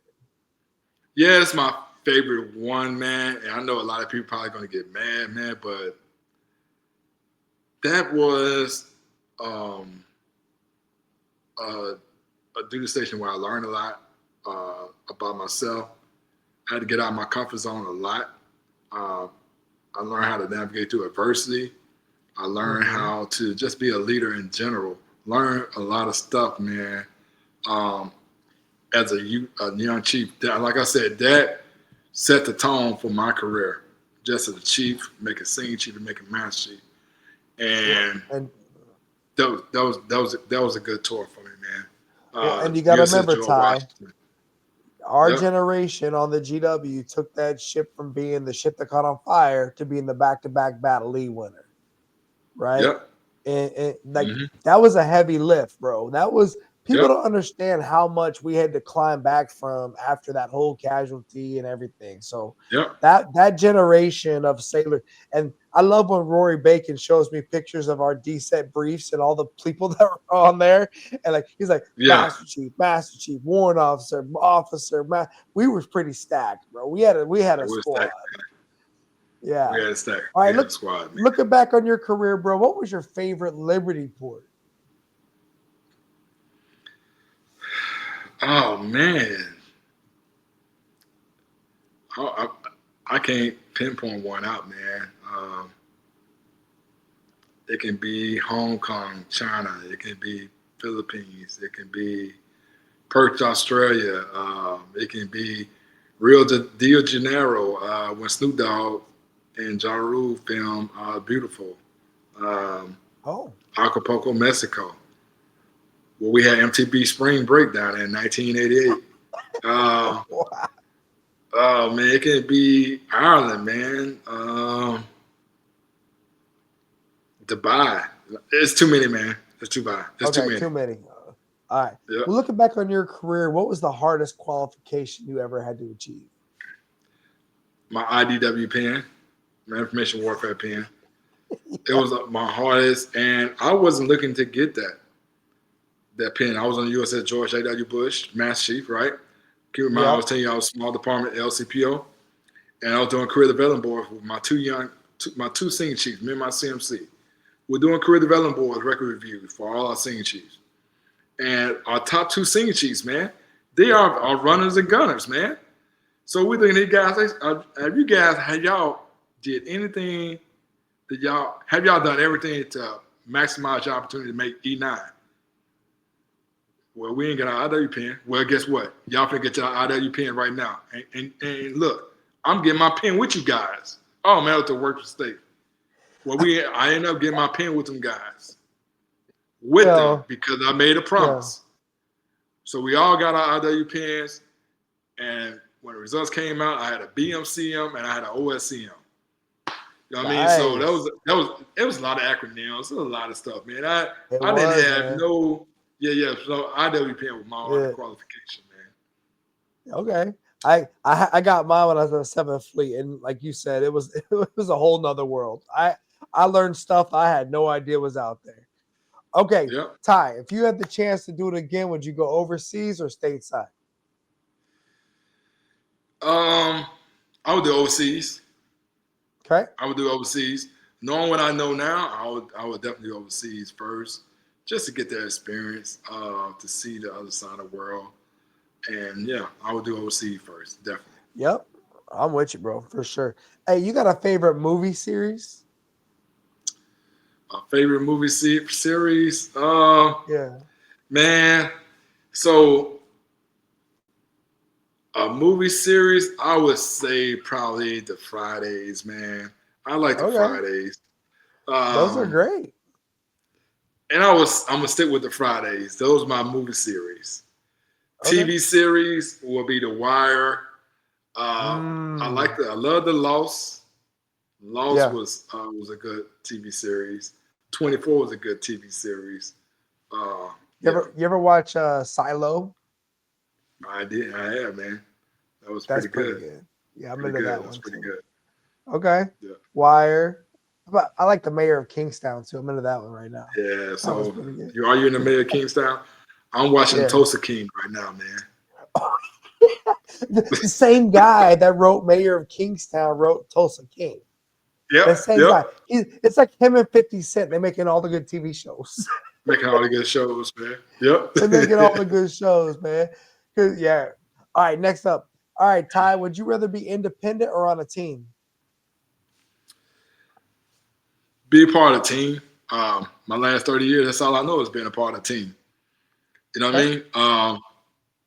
Being a team of teams, that's what we know as United States Navy's sailors, man. Being part of the team, being something greater. Being independent, why would I be, I've been independent. As a CMC, sometimes it's lonely at the top. But in order for stuff to work, you need some good teammates. All right? Yeah, so for sure. Being part of the team all day, man. Okay.